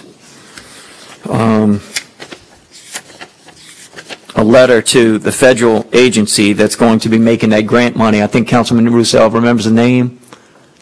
I know it's a federal agency. The $2 million grant for the economic development, right? Through the Regional Planning Commission for Economic Development Funding. And before you close, I'd like to discuss that project that you just brought up. I'm concerned about what I'm being told about the delinquent days if the contractor doesn't finish on time being exorbitant, $25,000 a day or something. Mr. Burmaster evidently put something in the specs which will deter people from from bidding on the project. I think that we need to check that out. I've been told that, and I don't know if that's the case or not. But I spoke with our parish attorney on that matter. There have been some negotiations. It was a little frustrating that a few days right before I believe we were going to look at the bid was coming up, that this was brought up and raised by one of the contractors. My advice, we are going to work with the contractors. I think we may either reduce the amount of liquidated damages or agree to actual damages in the event there is an issue. I would ask that you offer an addendum to the bid package to be able to clarify that so everybody's playing by the same rules, and that way we don't have any legal issues that'll delay the project any further. So if you haven't opened the bids yet, I would request that you make that addendum publicly, extend the time period for the bids to be received, and that way we'll get the project in and maybe perhaps more bidders. Williams? If I may, just real quickly, Councilman, thank you. I actually have already worked with Mr. Dugas on that. There was a calculation that Melvin had used under a different contract language than it was not what we'd actually originally agreed on with the parish engineer. He's meeting me tomorrow morning to straighten that out. So we will not delay that project. Williams. So. And just so that the public knows, Councilman Russo, on that issue, these negotiations are best done up front, because we certainly don't want to repeat the fiasco of the Boothville Venice Community Center or the Paws Building, I should say animal shelter, I'm sorry. The more things that we can iron out up front, the more safeguards such as bonds and insurance policies we can line up front, the better protection to the Plaquemines taxpayer and our residents on the back end. Now, I agree with that. I just want to make sure that we are taking care of it before we get into a position where we have to litigate it. We are. I'll have it fixed by tomorrow, Mr. Yeah, I just have a question, Mr. Barbe, because you and I have had extensive conversations about Mr. Burmaster's disdain for the Shorty Bond lobby, and I don't think that's a hidden fact. But I thought we had resolved the issues that he has, and he continues to put this language, and you say miscalculation, but I think that his calculation was exactly the calculation that he wanted. Well, actually, it would have worked out to $34,000 a day. Right, and so we put a bid package together and then go to pre-bid for that amount.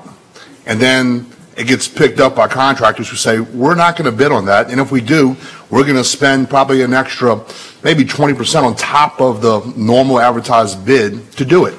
So every one of our contracts that we go out to bid on, or every one of our projects that we go out to bid on, the taxpayer is going to wind up spending more money because one individual who works for you has an issue with the Surety Bond lobby.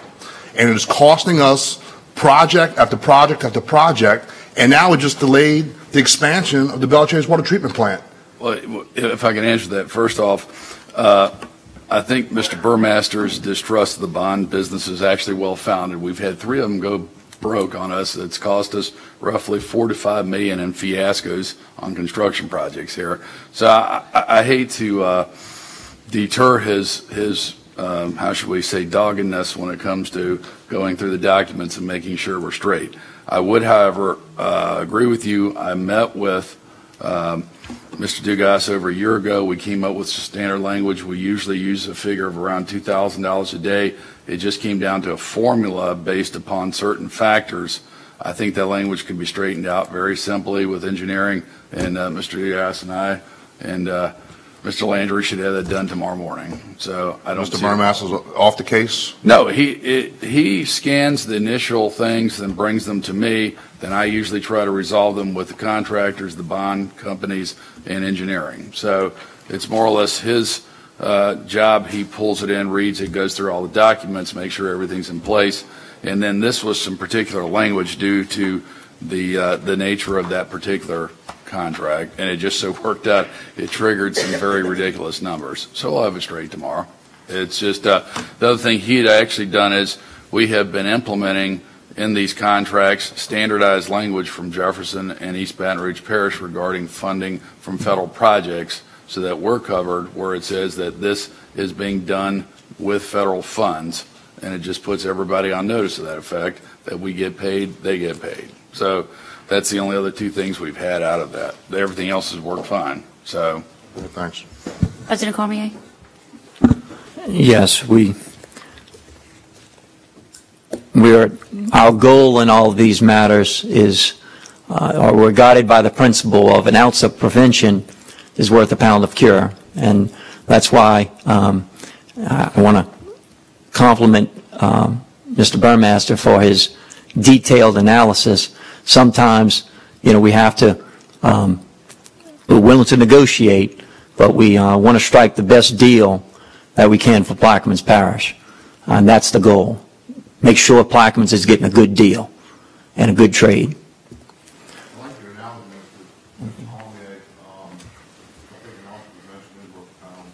But the problem is I don't take 50 aspirin because I might get a headache. So, because I'll probably overdose. And I think that's what Mr. Burmaster continues to do with these bids, is it's a little bit overkill. And I'll leave it at that.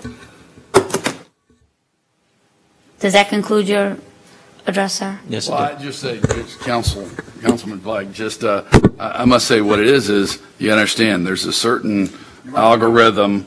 Well, no, this is just a mathematical formula that he uses when he checks the bonds, he checks the amounts, and he checks the delays. And most of the time it fits, and we don't have an issue with it. Sometimes, due to certain projects, it throws an odd number out there. It's just a quick fix to it. I don't believe we delayed the project. We have, I think, until the 10 days more to get it done. So I will make sure it doesn't delay anything. Mr. Juneau? No. Mr. Edgecombe? Yes, ma'am. I just want to correct myself. Wait. Not 4.67, it was 4.765 million. 4.765. That's all, Madam Chair. Thank you. Thank you. Thank you, Councilman Edgecombe. Any other questions or comments regarding the President's report? Mr. Bartholomew? Go ahead, sir. Concerned with the ambulance and the fire department and stuff, all that funding and buying equipment and moving money around.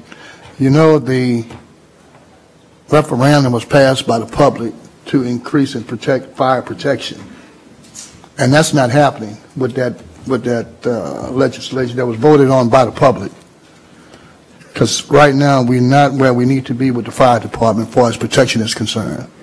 And I understand quite well, as the President said, that they created a $3 million deficit or $4 million, whatever the deficit is, in reference to the ambulance service.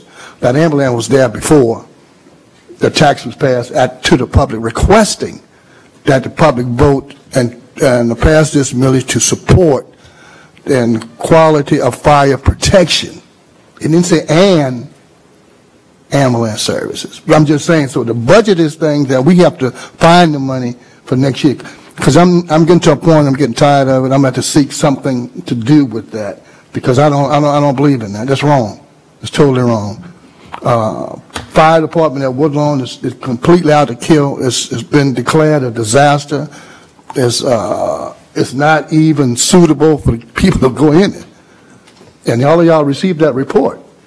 And we're still taking money from the fire department. It's just bad. It's bad. So I will seek something. No offense to anybody at this table, but I have to protect what was passed by the public, because the East Bank did vote in favor of it. Thank you, Madam Chairman. Mr. Black? Yeah, since Mr. Bartholomew brought it up, and I think Mr. Cormier brought it up as well, I kind of want to get clarification, definitely before we move to item S. So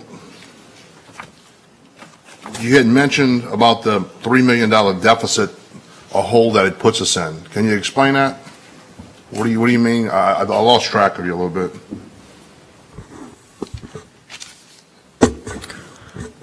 We have, the prior council left us with an annual $9 million, almost $9 million. Technically, I think it's $8.795 million a year in debt that we have to pay. My proposed budget is, that is a recurring debt payment that we have to make. So let's round off and say $9 million.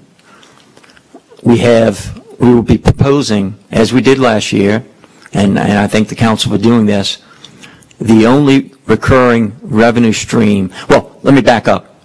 Before we settled the BP case, there was no recurring revenue stream to offset the $9 million a year recurring debt. So what was done was operating funds were seized and used to pay the bankers. So that left $9 million short from the operating budget. And this year, it was, as you know, Councilman Black, this year, in 2013, the operating budget for parish government was over $53 million. This year, it was only $39 million. And forgive me, I can't remember what the proposed is for this year, but it's... I'm tie this into the ambulance service. If you use the $5 million a year, as we will be requesting, to offset the $9 million a year debt. That leaves you, 5 from 9 is 4. That leaves you with paying about $4 million in debt payments. That's the amount that, from what I've been told, 3.2, 3.3 million would pay is all that ambulance needs in an annual budget. So that's the piece of the puzzle that's missing, and I'm simply requesting that prior to you moving on your legislation to break fire apart from ambulance, that you find, right now we don't have a funding source because of that debt payment. We don't have the 3.3 million to break it off. So in federal legislation, there's always a bill that goes along with it that explains the cost on the budget and whatnot. So simply I'm stating that for the record, that if you would either, let's sit down, talk about that for the 2019 budget, but to not, to find which, if we can, find a revenue source, which I don't think is there because of, like I said, even if this council does effectively knock down the $9 million debt by using the $5 million BP money, you still got $4 million that we have to pay. And then where do you get the money or the revenue to break off ambulance? I'll first say this. You're probably correct, and I'll go along with the $9 million annual debt. That's not to say we don't have anything to show for it.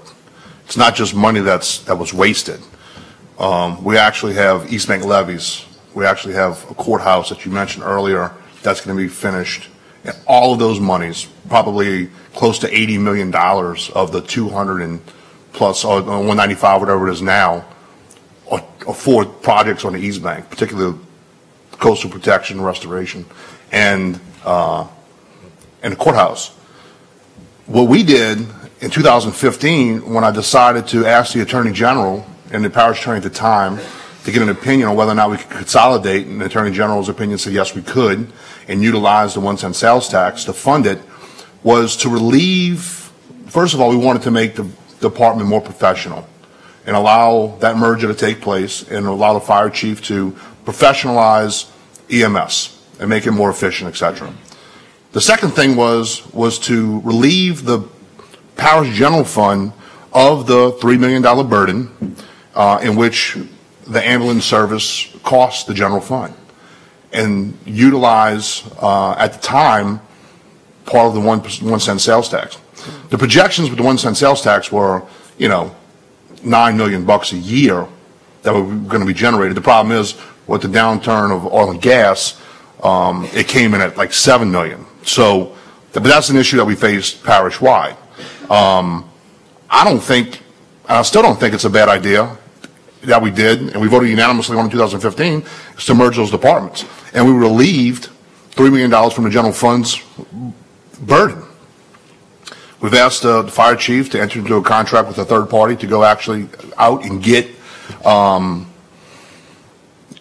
the fees that are due to us, which is going to reduce that $3 million even further. And Mr. Russo had mentioned it last time when I actually introduced the ordinance to rescind the 2015 ordinance, that this is going to put a $3 million hole in our general fund and our regular operating budget. And it will. And it will. But I'm just trying to let you guys know that if you don't like the merger, and I don't think you do, because I was at your speech last night in which you said in 2015, Councilmember Black had a knee-jerk reaction.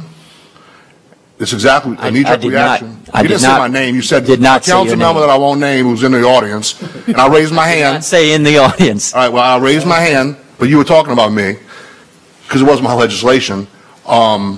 In 2015, had a knee-jerk reaction and did this.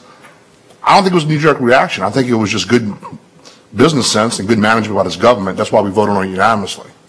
I think since then maybe some council members have changed their minds. And if that's the case, then I'll offer this thing today, item S, and we'll vote on it and see what we want to do. But it will create a $3 million hole. Do I think using BP funds to fill that hole is the way to go? No, I don't. So I'm not going to introduce any legislation to appropriate BP funds to fill that hole. So you can't have it both ways is what I'm saying. Councilman Black, first of all, I have to say I don't agree with your analysis, or I should say this.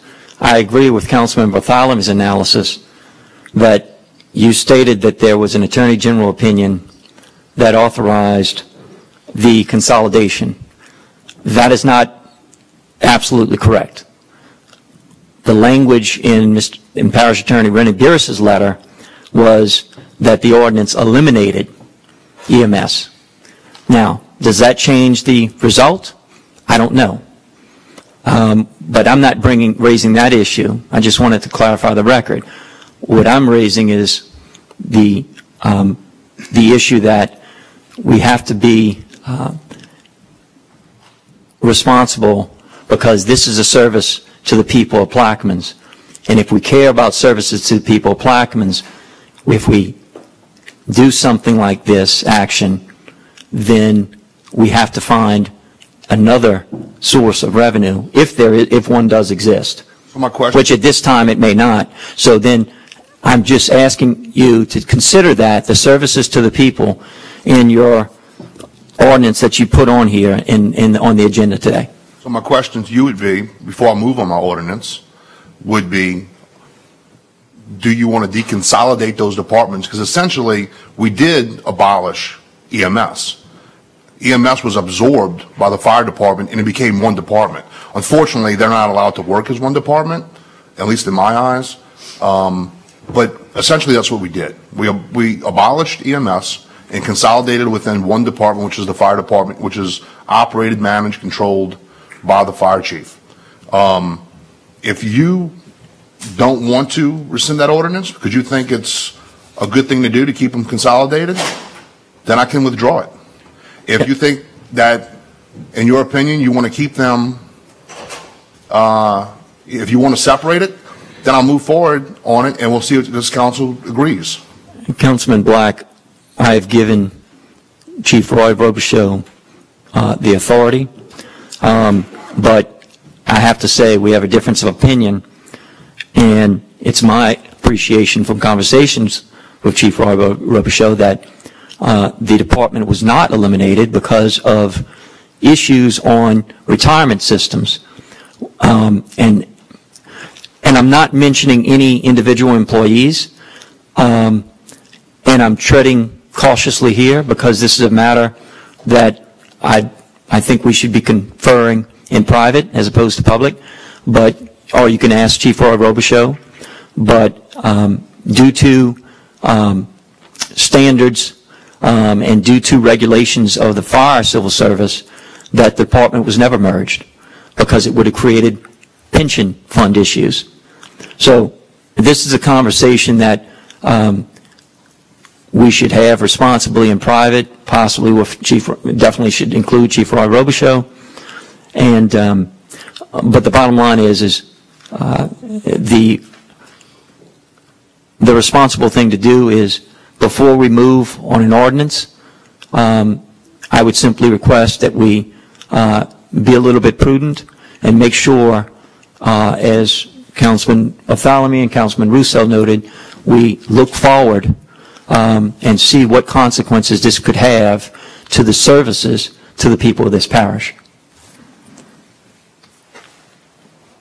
I had a conversation with Chief Robichaux a year ago, 2 years ago, and 3 years ago about the civil service issue that you mentioned. And from my understanding, that those issues have been resolved with the State Civil Service Commission and the State Fire Civil Service Board, two separate entities, about the parochial retirement system. And so I've had those conversations, and it's my understanding that it was resolved. We've actually talked to State Representative Chris Leopold because we thought legislation would have to be done on his end, and subsequently we found out that it didn't. So those things should be resolved. So I'm not sure where that new information is coming from, but we haven't spoken about that in over a year. As far as the legislation goes today, I just simply ask you, and we can decide on where that funding comes from at the budget hearing if this resolution passes, or to rescind it. But I would ask you again, do you want me to move forward on item S? Do you want to keep the consolidation as is, or do you want to separate them back? Councilman Black, as I just stated, to move forward with this would put the services to the people in jeopardy, because then you have to find the revenue to provide those services. So, as you always state, Councilman Black, it should be something that should be discussed over budget review. Right, and there's enough money in the general fund to continue to operate EMS for the remainder of the year. There's more than enough money. In a month from now, we'll be in the budget hearing, and then we can decide collectively through your budget proposal, which then you could probably find some money, propose it to us, and then we can make a decision as a council on whether or not that's a sufficient amount of funds or if it's an appropriate source of revenue. So that's the appropriate time, I think, to be done as far as the budgetary portion of it. But I think there's enough money in the general fund to support EMS, to support the services without any kind of issue to the public over the next 2 months. I'll rest. Mr. Roussel. While I appreciate all the discussion, it's a lot of things that have been said that are really going to come to reality during the budget hearing. I don't agree that there's money in the budget to carry the EMS to the end of the year because there's about a $700,000 deficit in the collections. The collections were not nowhere near the amount of appropriated funding that was put into the budget. So, all of this dancing around right now on this issue needs to be thought out in the budget hearing, and we need to move forward. I think it's premature to decouple the EMS and the fire department until we know, because it does put a $3 million hole in the budget. And so I'm hoping that cooler heads prevail here today, and all of these increases in budgets hold off till the budget hearing, because while it seems like it's a little bit of money, for instance, some of the items on the agenda today only takes $100,000, but for the budget impact for next year, it's $700,000. And if we keep adding to the wagon, the budget will not be able to sustain itself. The budget that's being prepared now will not be able to be balanced, and we'll be right back at the table at the budget hearing undoing what we're doing here today. Hopefully we don't do it today. Hopefully all of these items that increase the expenditures will wait till 6 weeks from now, where we can sit there and rationalize where we're going for 2019. And I'll leave it at that, and if we get to the items on the agenda, I'll have to repeat myself. But I'm telling you that if you look at what we are living on, this $5 million in BP money that we are balancing the budget on is not a recurring revenue. No matter what you say, I've spoken with the Legislative Auditor's Office. They would never consider it. The legislature would never consider it as being a recurring revenue. And then you got to look at where we are with how many more years are we going to collect that $5 million. This will be the third year. What we have, 2 years left? Wait, we got the first in 2018. Three. First was in 2018. Okay, so how many years left do we have of $5 million? We had 4? 19, 2, I think 22. Okay, so we have 3 years left. Give it now, 4. The good news is that if you look at the debt payment schedule, it's at 8.795. That jumps down. And just to give you a little more background information, the payment was something like $100,000 in 2014. And when this new council came on board, it jumped up to the 8.7 something 5 million. Now that the 9 million effectively is we're going to be paying for, I think, about 5-6 years. I can't remember off the top of my head. And then it's going to drop down, I think, to the 7 million range. And over time, naturally, that debt payment's going to go down, provided we don't take on more debt. So that was the rationale. Well, it was like a balloon payment. The fact that I know we're operating on one-time Oh, I'm sorry. to do operational costs. Go ahead. You cut me off? I did, accidentally. I don't think that we should be moving in that direction. I think that we need to be fiscally responsible to be able to make sure that when the BP money runs out, that we're reorganized and we have a reasonable budget that we can live with the revenues that we have. And without any increasing in revenues, it's not going to work. And we'll just be putting the future councils in a dire situation, just like we were put in a dire situation when we inherited the 2015 budget. I mean, we inherited a budget that had $700,000 worth of water rate increases when it had no ordinance to even support that. Then we had another millions of dollars increase in bond payments, which you mentioned many, many times. So I don't think we're looking in the rearview mirror to see what we have done to make sure we don't do it again. You know, I think that's important for us to realize. Can I? Mr. Black? It's, you know, and I'm not going to go back and forth with you, Mr. Roussel, on this, but it's funny that you mentioned that we should not have any increases in budgets, whether small or large, because that's almost identical to what I said 2 weeks ago in Davan, when we voted to increase one individual's salary who has been here less than a year. I asked this council, please don't do this at this time. Let's do this at the budget hearing where it's supposed to be done. That vote was 8-1 to increase the budget, one person's salary. So you just said we should not increase any budgets, whether small or large, because it all adds up next year. I didn't say small or large. You said small. Okay. No, I didn't. You said no matter how small. The thing about it is I asked the same question you're asking us to do today. I asked 2 weeks ago to not increase the budget. Let's do it appropriately at the budget hearing. So but now all of a sudden when I want to increase everybody in this parish's salaries, Never make it to the game. now we have an issue? Yeah, we do have an issue. Wait, hold on. Well, we'll get to those legislation when we get to it. Well, let me say this, Mr. Black. I'd like to know what changed your mind from one person's salary to blowing the budget out by $5 million. It's not $5 million. It is $5 million. I've asked finance how much it's going to cost to increase the salaries by 3%. It's less than $500,000. Can we discuss those items when we get to them, please? I'll be happy to. Anyone from the audience want to comment on the status report of the president? For the record, Paul Matthews, Deputy Port Director at Plaquemines Port. Just commenting on President Cormier's comment in which he said that as of October 9th, he spoke to his Director of Finance and has not received a check from the port.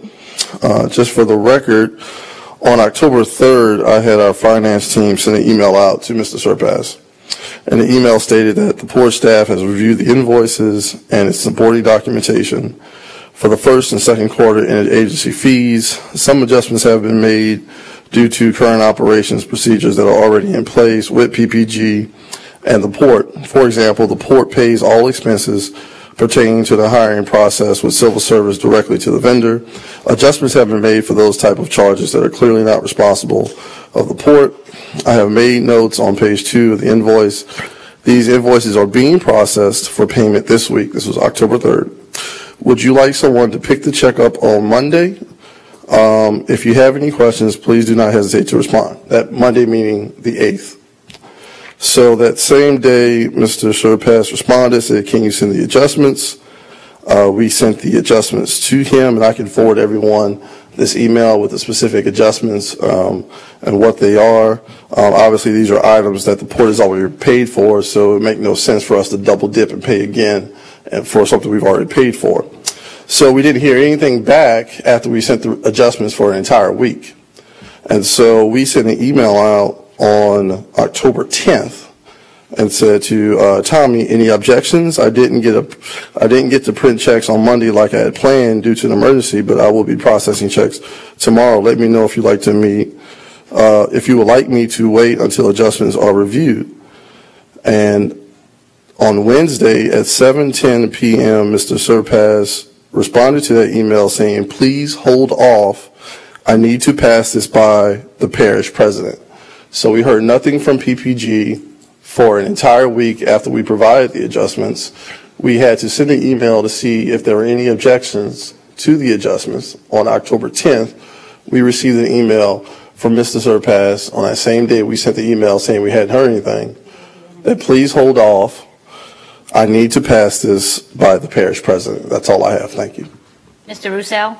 If I may respond. I'd like to respond because, you know, it's obvious that we're in the 10th month of the year and you've paid nothing.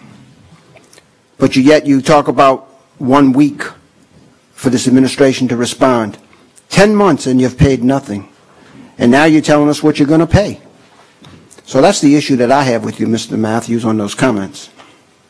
Mr. President?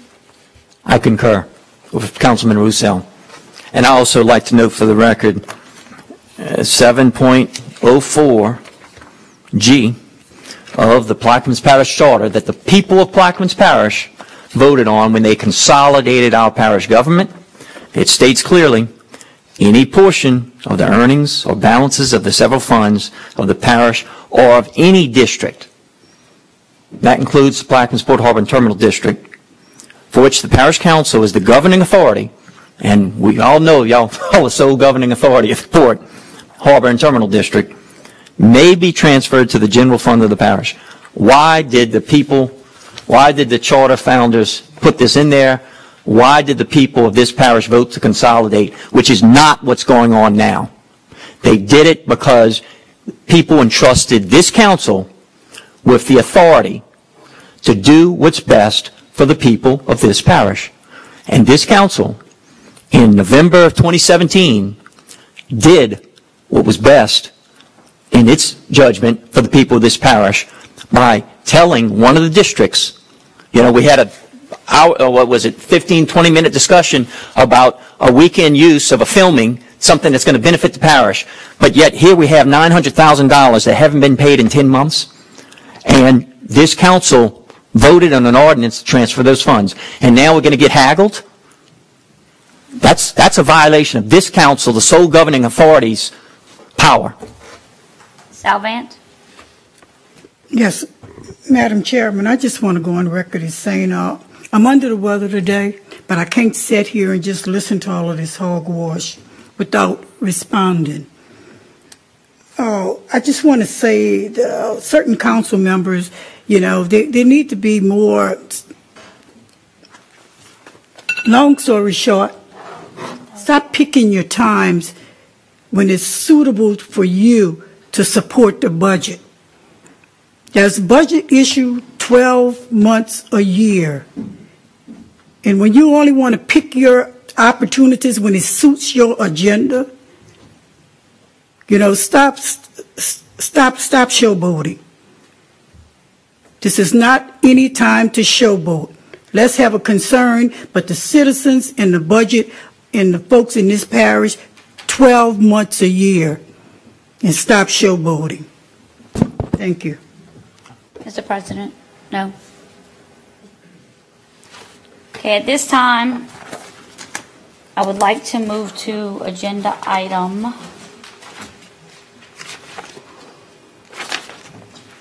6F. An ordinance to amend the 2018 General Fund Operating Expenditure Budget, District Attorney, General Department, and otherwise to provide with respect thereto. I'm going to offer Mr. Edgecombe asked me to take over this legislation, and I would like to fill in the blanks on line 10 from Professional Services Special Investigations, which would be 001-430-2180-532:030. Can you read that again, please? Professional Services Special Investigations. It's going to be 001 this is the accounting codes, 001-430-2180, and it's going to be object 432:030.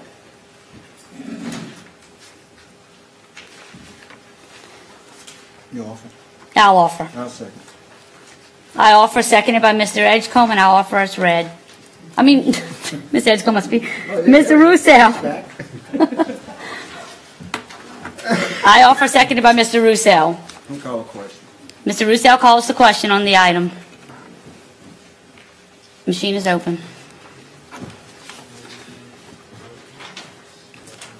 Professional Services. Professional Services Special Investigation. Mr. Roussel called the question. I'm not sure you can call the question out of the paper. Let's get some clarification. I'm not sure Last time we got kind of without sucked into this. having,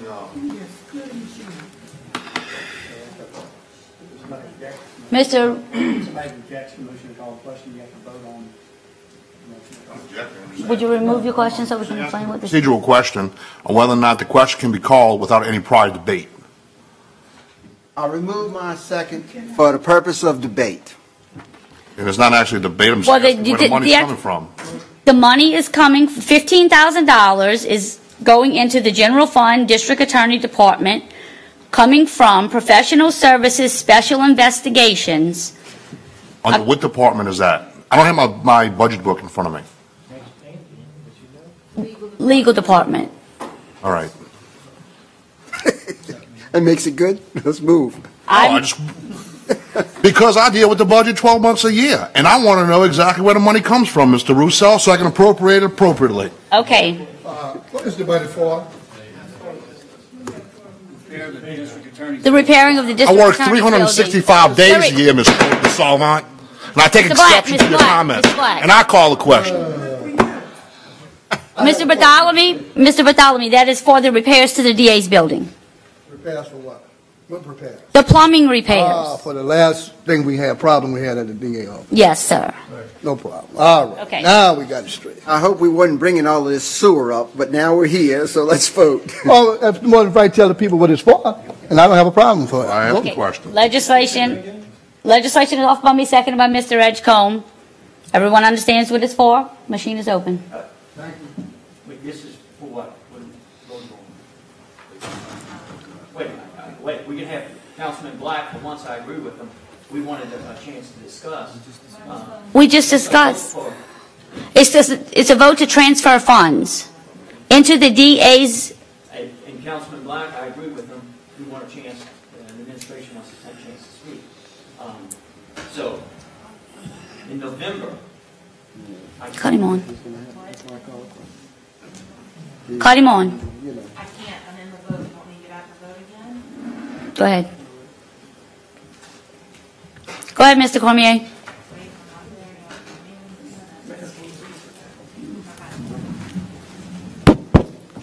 In November of 2017, when we had the last budget hearings for the 2018 budget, I predicted exactly what was going to happen when this council majority voted to increase the budget. I think it was by $17,000 to $18,000. And I said, all you're going to be doing is paying Charles Ballet to sue this parish. To date, he has filed 4 lawsuits against this parish. That's not what this legislation is for, sir. Please, look, this is going to cut the ability for us to defend ourselves.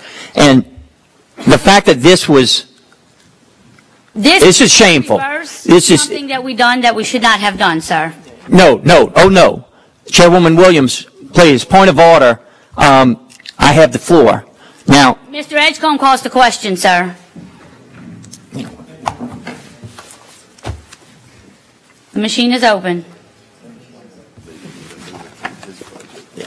this is shameful. Mr. Russo.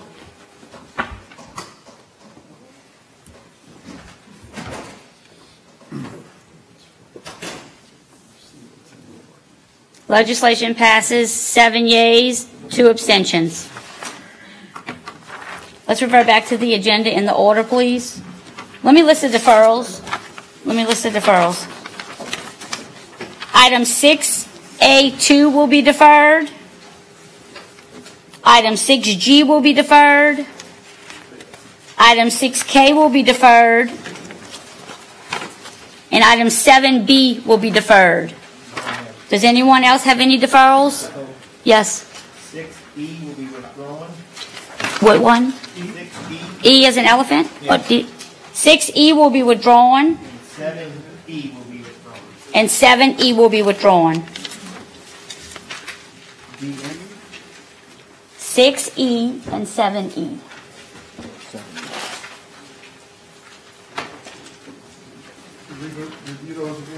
Okay, yes, sir. Item 6A2 will be deferred. Item 6E will be withdrawn. Item 6G will be deferred. 6K will be deferred. And 7B will be deferred. 7E will be withdrawn.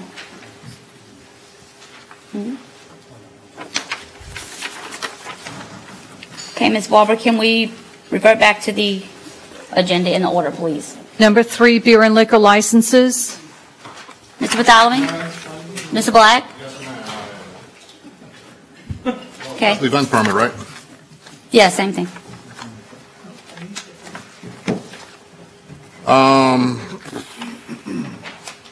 Mark Enhart, 365 Canal Street, Suite 1750, for 333 F. Edward Abel Boulevard, the Pavilion, on October 23rd, 2018, from 4 to 7:30.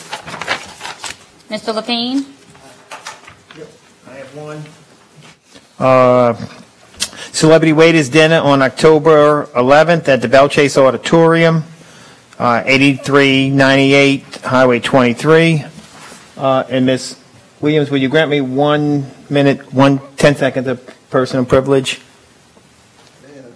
Yeah, go ahead. I just want to recognize my parents in the Okay, audience. yes, sir. Okay, because it's been 8 years I've been on the council, and it's the first meeting I've ever been to.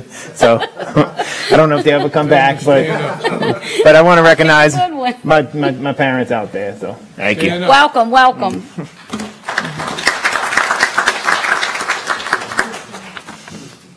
Mr. Lapine, Mr. Juno, you have any? No. Mr. Russo? None. Mr. Burt? Ms. Salvant? Okay, go ahead, ma'am. Sheriff Turlage Campaign Fund, P.O. Box 7053, Belle Chase, Louisiana, 737. The event date is 10/28/18 at 1 o'clock. It's a political fundraiser. Thank you. Mr. Edgecombe? No, ma'am. Okay. Ms. Salvant, you offer? Ms. Salvant offers, seconded by Mr. Edgecombe. Any questions or comments on the permits? Hearing none, the machine is open. It's coming.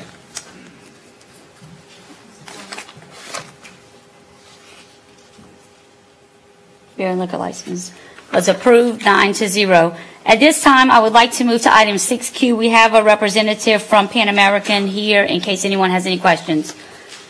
6Q, please. A resolution to adopt the required CDBG-DR LA Safe Program policies and procedures, accepts the receipt of program funds to be administered in accordance with the OCD-DRU Grantee Administrative Manual, appoint various coordinators, officers, authorize individuals to execute the request for payment, authorize the parish president to execute all documents related to the LA Safe Program. I'll offer. Can I get a second? Seconded by Mr. Juno. What this is just acceptance of the grant for the LA Safe program, which is going to be the safe harbor that's going to be located in Empire, and that we are going to be in compliance with the CDBG requirements as well as the HUD requirements. Does it also include the boat launch? Oh, wait. It's the docking facility. It's wet and dry docking, and I don't know if the boat launch is included, but I can double check. I've heard. No. I don't know it as a boat launch per se. I know it's a marina. It's for the harbor of refuge, yes. right? Yeah. Madam Chairman, Councilman. What's your name? I'm sorry. I'm sorry. I'm Thomas David III. I'm with Pan American Engineers.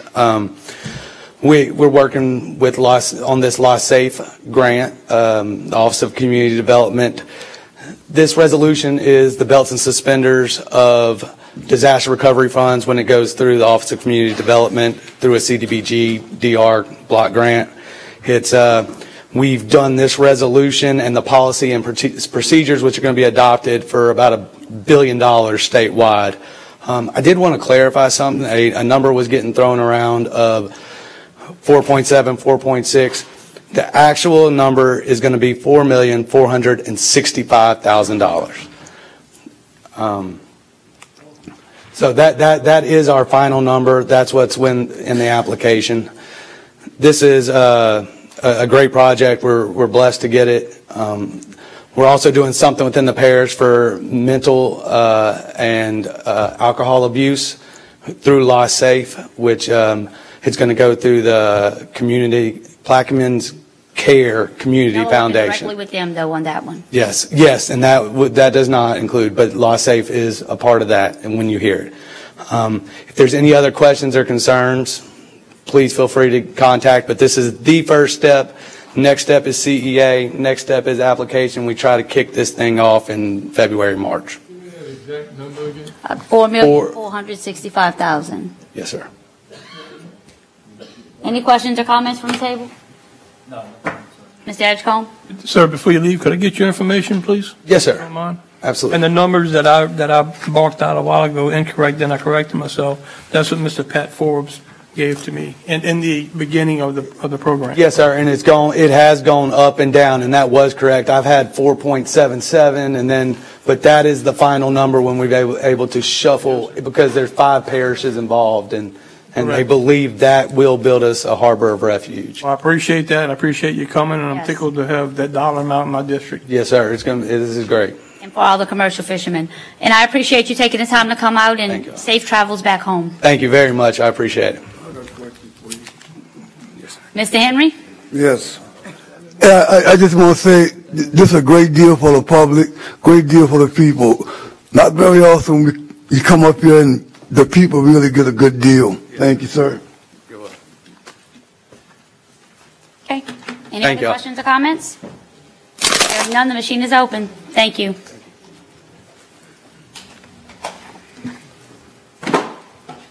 Legislation passes 9-0. Revert back to the agenda. In order, please.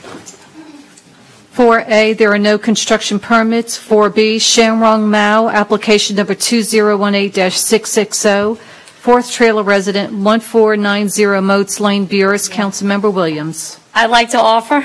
Can you get a second? Seconded by Mr. Lapine. Everything's in compliance, correct, Mr. Metcalf? Okay. All right, questions or comments? Hearing none. Machine is open.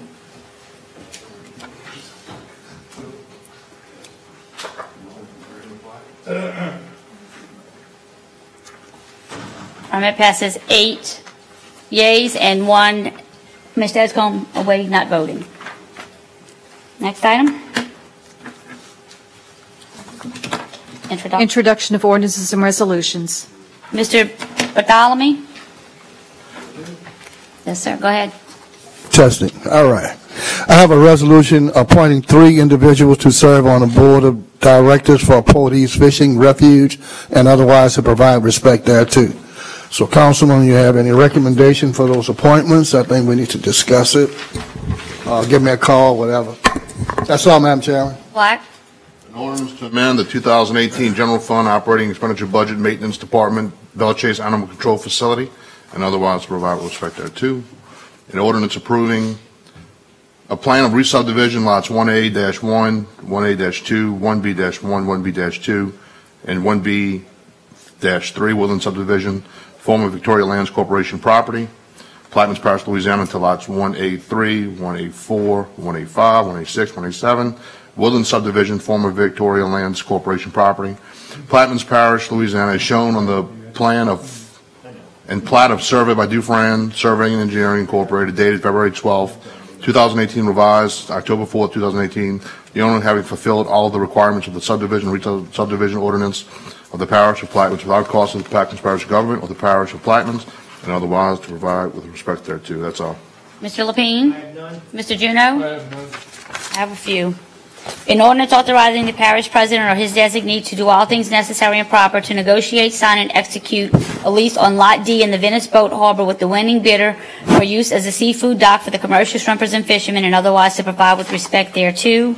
An ordinance to amend 5-year capital improvements plan, new construction, Booteville Community Center project, and otherwise to provide with respect thereto.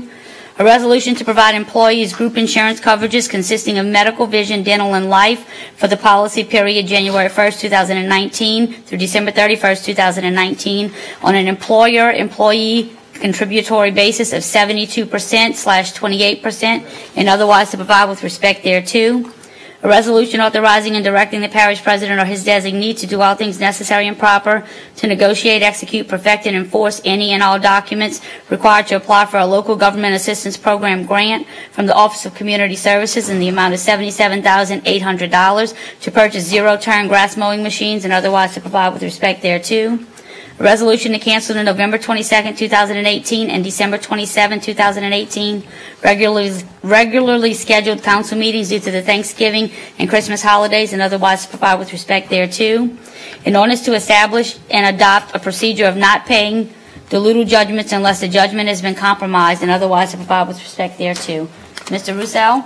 Yes, I have an ordinance approving a plan of re-subdivision of Lot D and part of Lot C, Concord Canal Subdivision, Plaquemines Parish, Louisiana, into Lots D1, D2, D3, D4, and D5, Concord Canal Subdivision, Plaquemines Parish, Louisiana, as shown on the plans and plat of survey by Dufresne Surveying and Engineering, Incorporated, dated July 26, 2018, revised October 4, 2018.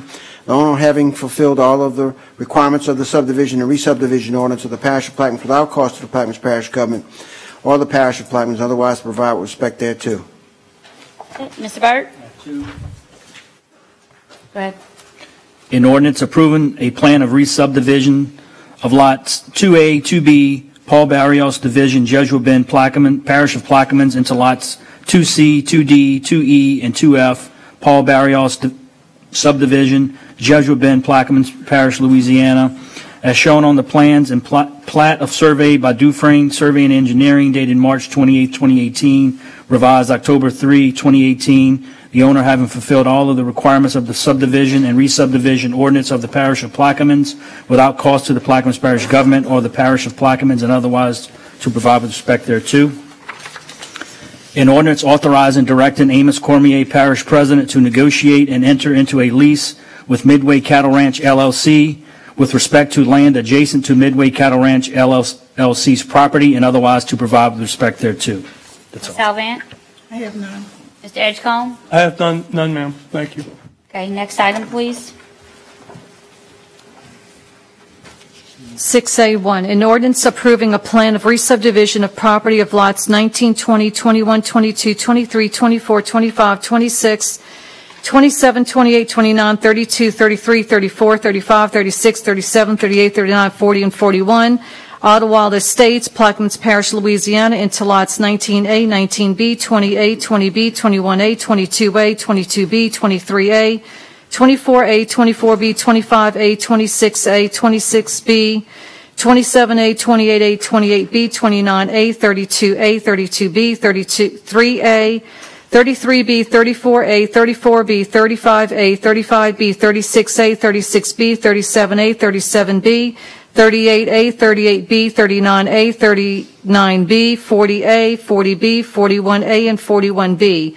Ottawa Estates, Plaquemines Parish, Louisiana, shown on the plans and plat of survey by Dufresne Surveying and Engineering, Inc., dated December 15, 2017. The owner having fulfilled all the requirements of the subdivision and re-subdivision ordinance of the Parish of Plaquemines without cost to Plaquemines Parish government or the Parish of Plaquemines and otherwise provide with respect thereto. Mr. Burt? Yes, I'll offer for discussion, please. Mr. Burt offers for discussion. Is there a second? Seconded by Mr. Lapine. Mr. Burt? Yes, I put this item on the agenda and deferred it at the last meeting. There were some comments that came back from the various departments, and I think most are being addressed as we speak. And I invited Mr. Dugas and Mr. Phillips here just to add any comments that they may see fit as it relates to their departments. The actual owner is also here. But I'd just like to go on record to say this actual subdivision, which was created and developed back in the early 2000s, has basically gone undeveloped. It's a parish public subdivision, and Mr. Sirkovich, thank you for taking this and running with it to get it back into commerce. I believe when it's all said and done after the re-subdivision, I believe there's going to be like 42 lots somewhere in that neighborhood. All of which could possibly be on the tax roll. So I'll invite Mr. Dugas and Mr. Phillips up to discuss their portion. And I spoke to these gentlemen before. I didn't ask him to come here to try to throw anybody under the bus. I want to make sure this thing keeps rolling.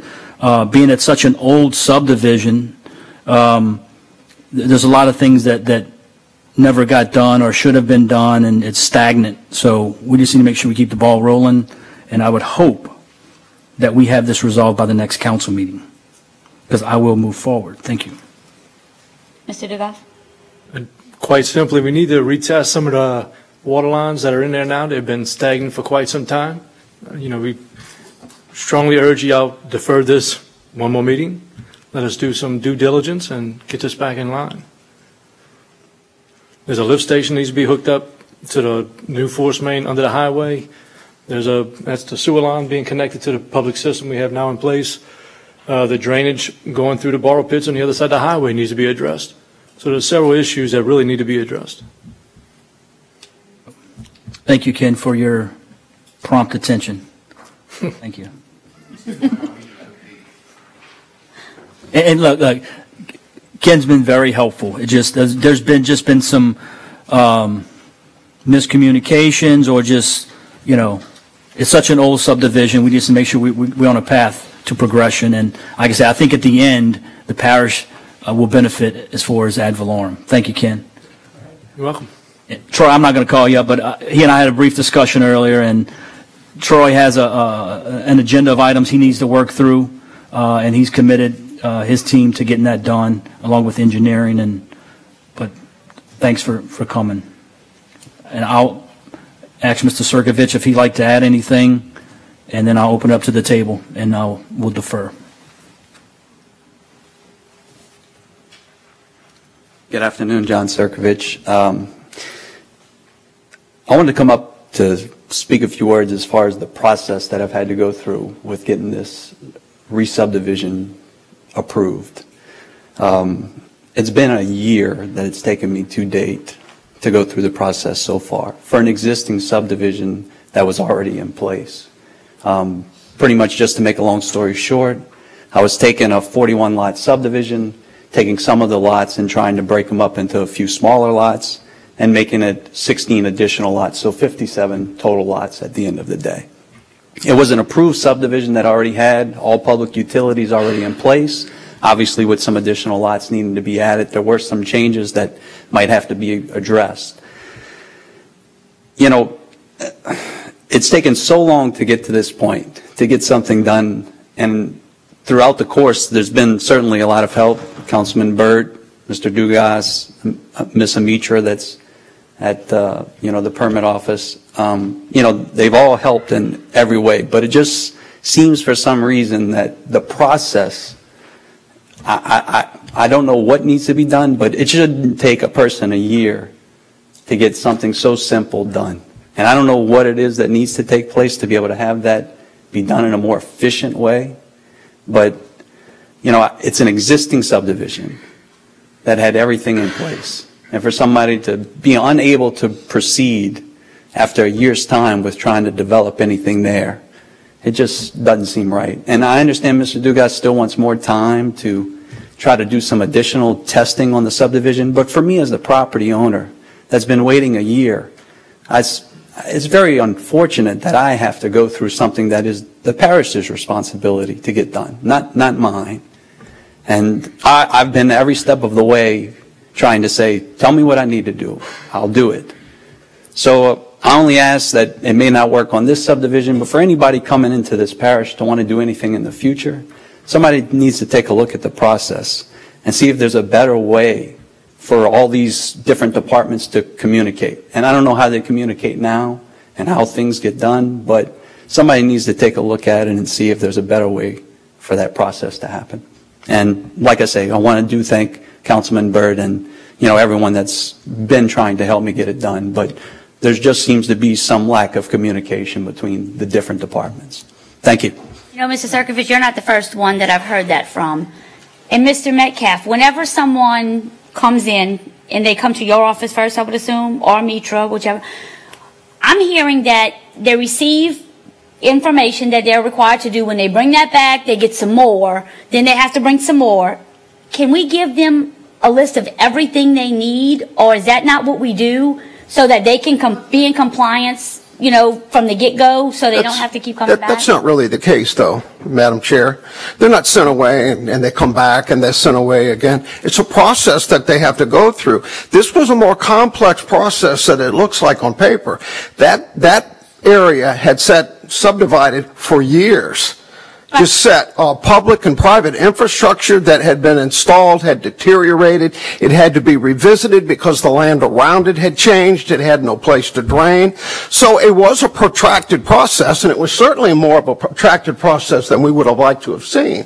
But then again, it's not so simple as just a bunch of numbers on a page. Well, no, and I'm not just talking about this one. He said it's taking him a year. And absolutely, and I sympathize with you, and I know that, and there's nothing that anybody would, like to see better than to see this put back in commerce than, say, the permit office. I can't speak for the other offices, but I feel your pain. I know that it was a much longer process that you would have liked to have seen, but I just want to stress that it's more complicated than just looking at numbers on a piece of paper. Right. Well, we'll take up the discussion later when I'm regarding to our contact. I've had that from a lot of people that they're told that they need to provide this, and then they bring what they're required to bring, and then they have to provide more and additional. So, and this was handled. I know you worked directly with Ms. Rose, and I'm not aware of anything that happened where you were sent away and you had to come back. I don't know. I mean, I didn't. It's a much longer conversation. I'd be happy to talk with you outside of this time where we can address it. But there were certainly several times that it was a back and forth situation where, certain things were waiting for months at a time to get someone to respond back. Right. And I couldn't proceed forward. And a lot of the issues that you just addressed, whether it be the drainage or whatever the case might be, it's unfortunate that I, as the property owner, have to wait for these issues for the significant amount of time instead of somebody addressing them in a more timely fashion. And I agree, but at the end of the day, the permit, in this case, the planning and zoning arm of the permit office is a facilitator in this process. Many of the things here are not handled when you get into the construction phase. You and I will be working very closely together, and I look forward to that day. I like to see houses going up. That's what I do. But until we reach that point, there were a lot of public infrastructure issues where we had to wait for guidance from the departments, from engineering, et cetera, et cetera. But I'm just happy to see you going forward, and I personally can't wait to see some houses going. Well, I appreciate all the help. Thank you. Well, I'm sorry. Cut him off. Thank you. Mr. Byrd? I'm good, thank you. You good? Okay. Thank you. So you can defer the item? Okay. Next item. 6A3, an ordinance approving a plan of re-subdivision of the property of Donald Kinnair et al., Plaquemines Parish, Louisiana, is shown on the map of re-subdivision property of Donald Kinnair et al. By Brian Hammett and Associates, certified by Hugh McCurdy II, PLS, dated May 23, 2018. The owner having fulfilled all of the requirements of the subdivision and re-subdivision ordinance of the Parish of Plaquemines without cost to Plaquemines Parish government or the Parish of Plaquemines, and otherwise to provide with respect thereto. Mr. Edgecombe? Mr. Edgecombe, office, is there a second? Second. Seconded by Mr. Roussel. Mr. Edgecombe? Offer is read, ma'am. Offer is read. With, I make sure she said everything's good. You want to speak still? Okay. Mr. Roussel? How long did this re-subdivision take? Hold on. Wait. I don't know. I can find out for you if you'd like. This one was a lot more cut and dried as compared to the last one. This was a simple taking of one larger parcel and dividing it into three. Much simpler process. So, it took a month? I don't know, sir. I can certainly find out for you, though. Back in May, it started. May? Yes, sir. 5/31. 6 months. Weigh in on this too, because I just had this experience, and I had a discussion with Ms. Rose. So for these re-subdivisions, they have to sit for 45 days. So I had an introduction today that there was a misinterpretation of the charter and a misinterpretation of the zoning book, which she and I talked through, and she reinterpreted it, in my opinion, correctly now, is that the ordinance to re-subdivide was not to be introduced until after the 45 days were over. I said, that's not correct. I said, you can introduce it at any time. It's the action on the ordinance that can't be done until the 45 days have passed. So what has been happening in the past is that we wait 45 days, And then at the next council meeting, we would introduce. That's 7 days. And then another 7 days before it's voted on. So it is adding an additional 14, 15 days, not including how much time passed from the 45-day end to the next council meeting, which could have been 2 weeks. So you're adding a whole nother month. So we should introduce it prior. So like what I did today, I introduced an ordinance, a re-subdivision ordinance, as the 45-day process is still going on. So the process will be over actually on Tuesday, the 2 days before the council meeting, the next council meeting, then we'll vote on it. So we'll cut the time almost by a month. Just by a simple reinterpretation of the zoning law. So I mean, that's just one example of the issues that we have. And like I say, that was a conversation that happened between you and Ms. Rose. I'm not privy to it. I don't. Yeah. But you're always invited, most of the time. Okay. I appreciate that. I'm sure you can hear us most of the time. Mr. Bartholomew, you have something? Yeah. Go ahead. I think the biggest problem too with it is that Ms. Rose is by herself in that department. She needs some assistance. Yes. And I don't care. Great job. I beg your pardon? She does a great job by herself. I mean, No, but I'm saying, but this is a thing that slow down the process. Yeah. Because one person doing all that work, just not going to be spit out immediately. So I think in the very near future, we need to consider hiring personnel for that department to expedite those issues that are being presented to us. Thank you, Madam Chairman. Thank you, Mr. Bartholomew. I appreciate you making that observation. Thank you. Ms. Salvant, you have something? No, he said it all. That's what I was going to mention. Okay. Call the question, please.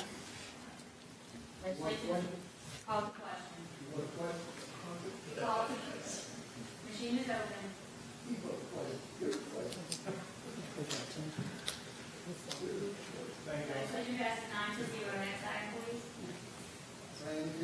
Six C, an ordinance to amend the 2018 General Fund Manpower Structure and Operating. Oh, sorry.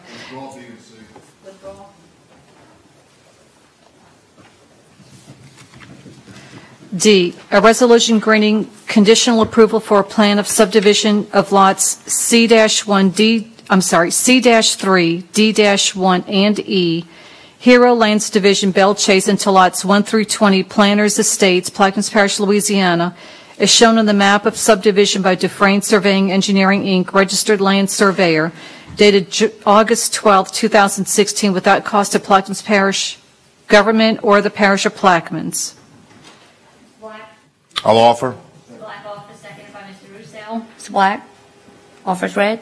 Yeah, well, how are we on that one? Anybody? Your question was, I'm sorry. Are we good to go on this one? Yes. Everything's been met? Everything's been met? Oh, wait, Mr. Troy has something. Sorry about that. What was the issue now? On Hero's property, Yes, sir. on Woodland Highway, has everything been met? We're good to go with this approval? Yes. This is the, I talked to Mitra about it this morning, and I have to draft one letter that we talked about. Basically, the issue was tying into the sewer force main from Parks to Plaquemine that dumps into Algiers. So the point of the tap was the issue, but the type of pipe that was used is PE tubing. But right now we discovered that it's C900, so we can make the tap either way. Okay. So wherever we dig up, it's been resolved. Right, thanks, Troy. You're welcome. I will add one more comment too. Kind of going on with what Bartholomew just said. So I looked into adding a position in Ms. Rose's department.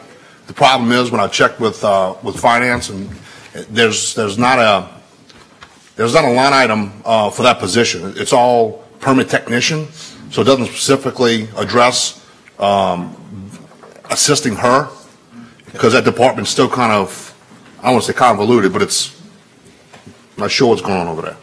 Well, but so when Val's position was looked at, I think Nicole might have introduced something. I don't know if you did or not for that civil service was going to give you something. They didn't give me anything. Ellen didn't send it to me. Oh well, when that position is changed, I was supposed to. my opinion was to rename one of the permit tech positions to specify that it works directly under a Mitra and supports that So And that's we are fine. looking into that position to help her. And just for the record, what I have recommended, it's not really so convoluted at all when you look at it from a staffing position. We once had 4 permit techs in the Bell Chase office. We now have 1 permit tech, and we have a secretary who is volunteering in the position of permit tech and secretary to fill in the gaps. What I have suggested that we do is hire another permit tech to get more or less the most bang for our buck, is to hire another permit tech position and let that person help Ms. Rose and also be able to fill in at the counter at the same time when things get busy. And I just wanted to make sure, and I just wanted to make sure the job description that is specified, that it's assigned to zoning. You know, that way. Okay. So, all right, we'll resolve that later At on. budget hearings. Yeah, go ahead. Let's offer. Go, Mr. Bartholomew, go Yeah, ahead. that's not going to work. Well, there's somebody committed just for her to do that job. No, you don't do all that stuff. But we're going to do it in the budget hearing. Yeah, we That's can fine. discuss it there, yes. Okay, thank you. Any other questions or comments? Hearing none, the machine is open. Legislation passes 9-0. Next item, please. 6H, a resolution requesting the Plaquemines Parish Development Board to conduct a public hearing to consider the amendment of Chapter 22, Appendix B, Section 6, subsections 1, 2, J, 4, and K1, and otherwise provide with respect thereto. Mr. Bartholomew? Offers as read. Mr. Bartholomew offers as read. Is there a second? Second. Seconded by Mr. Russo. Mr. Bartholomew? Can you get a little explanation? Offer as read. No comments. Anybody have any comments? I don't know. It's good to go. It's for public hearing, okay. Yeah. It's going before the board for them to approve it, to do it, to have the public. Public hearing, Yeah. okay. All righty. Any questions from the audience? Hearing none, machine is open.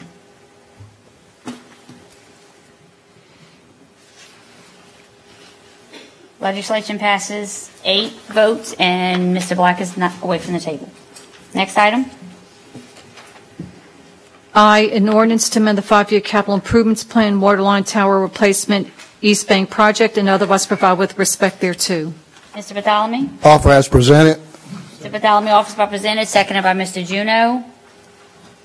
And this is taking funding from unreserved, undesignated. What's the balance in unreserved, undesignated? No, this is bond money. Oh, bond money. Okay, I'm sorry. Okay, I'm sorry. Yes, okay. Okay, any questions or comments? Hearing none, the machine is open.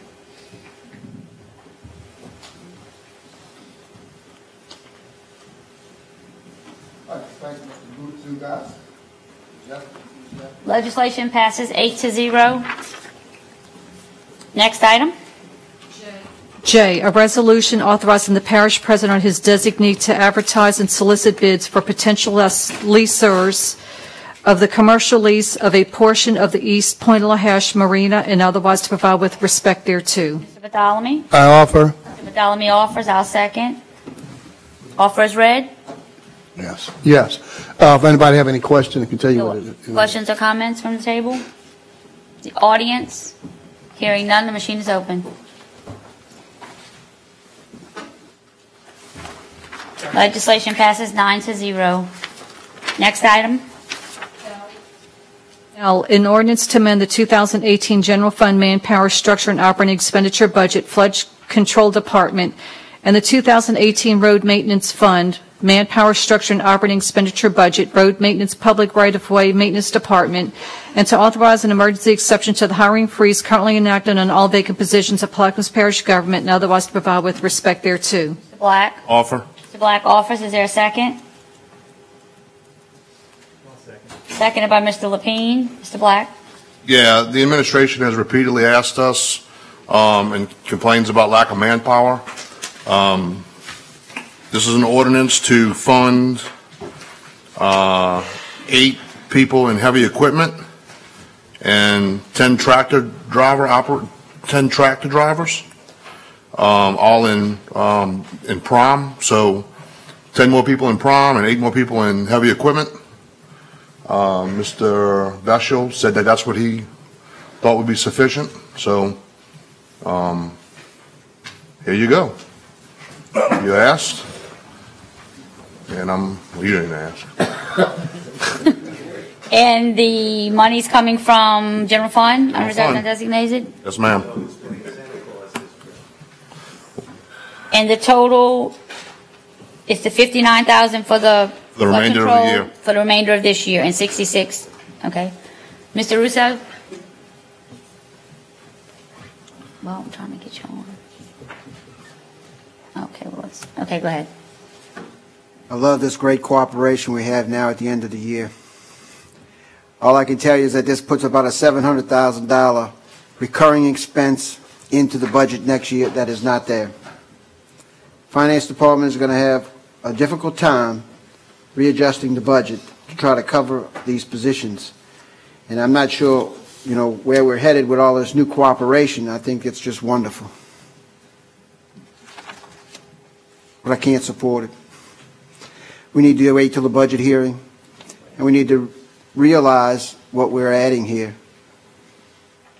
Grass season is almost over. So now I'm thinking that we need to think about the budget.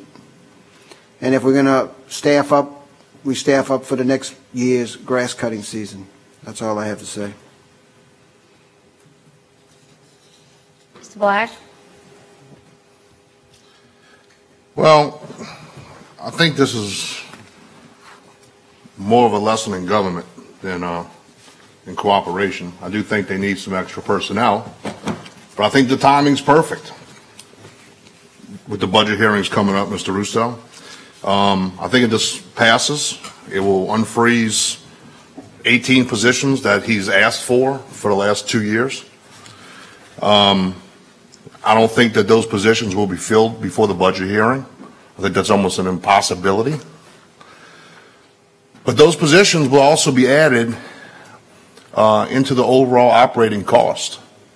So what the President's going to have the opportunity to do is make a decision before he gives us a proposed budget and do some work. He's asked us repeatedly for manpower, repeatedly. And we keep asking him, well, where did you get the money from, Mr. President? Where do you want us to get the funds to pay these people? So I'm going to give him the opportunity. You were the President. You understand how the process works. The President and the administration, with cooperation of finance, gives the council a proposed budget. So I'm going to give him an opportunity to take those 18 people and balance the budget with them, or remove them from the proposed budget and give it back to us. So he's asking us to provide him with people. We've asked him, where do you expect us to get the money? So I'm going to put it in his court. If he's able to give us a proposed budget and these people are still in it, and we agree with it, then we'll do it. We'll adopt it. Simple as that. So I'd ask for you to vote on it and give the President an opportunity to actually sit down with finance and his department heads and give us a legitimate proposed budget. Mr. Russo? Yes. One thing I'd like to note, that we no longer have a hiring freeze on. And this says we're going to lift the hiring freeze. There's no hiring freeze on. And I understand what this is all about. And I understand, that the season we're in. But just because we're in the season doesn't make me want to be fiscally responsible and do this. Mr. Juneau? Yes. Do we have these 18 pieces of equipment, or are we going to have to buy new equipment? Well, Mr. Beshel's not here. I don't think we have these 18 pieces of equipment. It would be great, but at this time, I don't think this is a good move. Mr. Black? Well, it doesn't have anything to do with the season. The season is a budget season. And I'm giving the President the opportunity to make a decision when he proposes the budget whether or not to keep these 18 positions in it and find the money to fill them or remove them. It's going to be his job, because he's asked us repeatedly for positions. We've told him we don't have the funds to do it. Or where are the funds going to come from? So he won't fill these positions by the time we have budget hearings. It's impossible. So the point of this is to give him the opportunity to have those positions within the 2019 budget or not. So if you want to give the president the opportunity, vote on it. If you don't, vote no. Simple as that. Let me just say this. The president has the opportunity. He can put as much as he wants in the budget. This is not giving the president an opportunity to do anything he doesn't already have the authority to do. This is just a seasonal issue that is being put out here for whatever public reason. But the administration prepares their budget. They can load the budget down if they have the revenue to do it. They could put 50 positions in if they have the revenue to do it. I think we've done an excellent job here for the last 3.5 years balancing the budget. Unfortunately, we've used $5 million of BP money on recurring expenses, which we all did not want to do and had no choice to do. So let your conscience be your guide on this vote, because you know that this is not something that he cannot, something he can do on his own. If he wants to present that to us. However, I can guarantee you, when he does present this budget to us, a lot of people at this table are not going to like it, because he's liable to use all the BP funds. And I'm not trying to be derogatory, but I have not been an advocate of using one-time money on recurring expenses. And when he does that, some people at this table are going to be the first ones to slash it. I heard comments last night that it's not a man issue problem. It's a management problem. And I hope to see that implementation of that new management who says that they can do this without adding manpower to the budget. I'll leave it at that. Thank you. Any other questions or comments? Yes. The public can automatically see, hey, it's political time. This is ridiculous.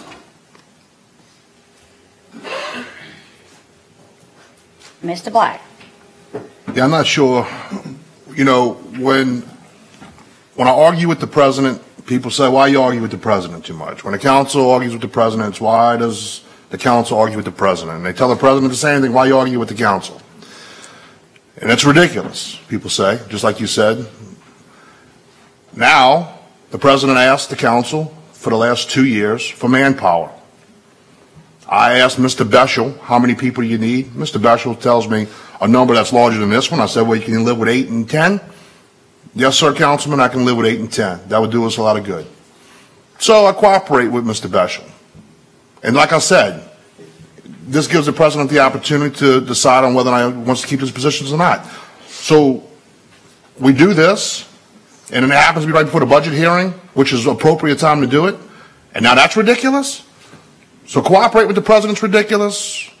Not cooperating is ridiculous. Everything's ridiculous. I mean, I don't know how to win around here. I don't know. Peter, you got any suggestions? Mr. Bartholomew? I would like to understand how to win myself. I can't even get a firehouse. But anyway, my problem is that on the East Bank, we only have 3 tractor drivers, 3, cutting over 70 miles of grass. And you know the grass, you got, anybody go out there 11 in the back, you get lost. You can't find them, especially children. But anyway, I'm just saying we do have a problem on the East Bank, but only 3 machines operate. That's the only personnel you have. It's 3 tractor drivers cutting grass only. Mr. Russo. Now, I'm going to give up on this argument because we're not getting anywhere on this. I think it's fiscally irresponsible to do this. We have a budget hearing coming up in a few weeks. If the president wants to load the budget down with positions, he can do it. And I can see and read the tea leaves very clearly here that what will happen is that the president will be responsible and blamed for not being able to put the positions in the budget when he can't find the money. And that's the game we're playing here. So I call a question. Question has been called on the legislation. Legislation passes 5-4. Next item, please. And a resolution authorizing the parish president on behalf of the Plaquemines Parish Council to certify to the Louisiana Department of Transportation and Development that the Plaquemines Parish government has complied with all FHWA DOTD requirements in 2018 relative to bridges located in Plaquemines Parish under the Plaquemines Parish government's jurisdiction. I'll offer. Get a second. Seconded by Mr. Edgecombe. This is just a procedural legislation. Mr. Dugas? Yes, ma'am. This is just a certification that's annually done. Y'all voted on 3 of them in the past. This will be the 4th. Mr. Burt? No? Mr. Black? I understand, Mr. Dugas, that this is a procedural thing, and we always done it in the past, and that's how this government works. We've always done it in the past, so let's keep doing it the way we're doing it. You know, that's my district where that bridge sits, and that thing's broke almost every day. You may be misunderstanding what you're voting on then. All right, yeah, maybe I am.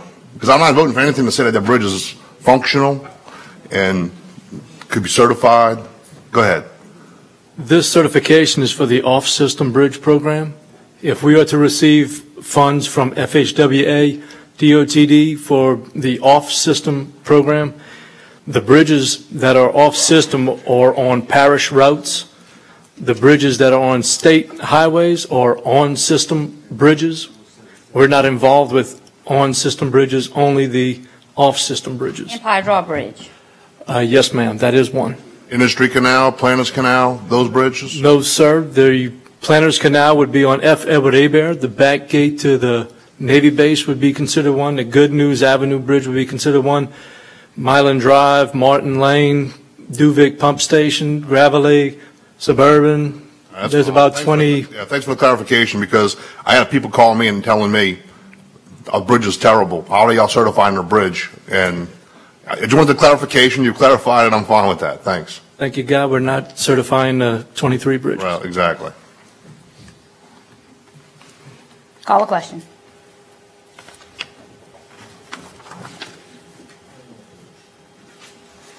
Legislation passes 9-0.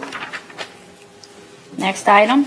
O, a resolution establishing the dates, times, and places of public hearings on the proposed 2019 operating budget and on the proposed capital improvements budget covering a period of at least 5 years as submitted by the parish president, to authorize the council secretary to place the necessary public notice in the Plaquemines Gazette pursuant to Section 7.02A and Section 7.05C of the Charter for Local Self-Government, Parish of Plaquemines, and otherwise to provide with respect thereto. I'll offer.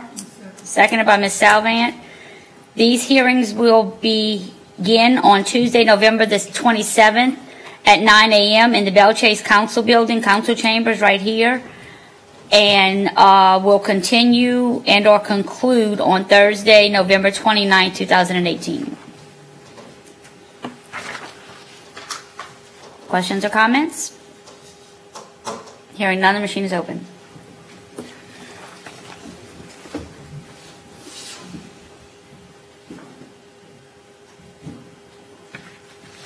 Legislation passes 9-0.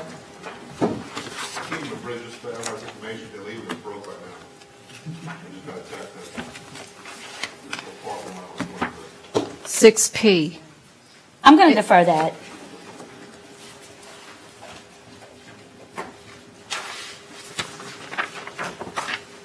R, an ordinance creating a policy wherein the concession stand located at Arlington Park shall only be available for use during the Plaquemines Parish Recreation Department sanctioned games for adult leagues utilizing the ball fields and any other sporting events utilizing the ball fields. Said policy shall not allow use of the concession stand to be included in the rental of the park grounds and or pavilion and otherwise provide with respect thereto. Ms. Salvant? Ms. Salvant offers. Seconded by Mr. Edgecombe. Salvant? As read. As read. Any questions or comments? Hearing none, the machine is open.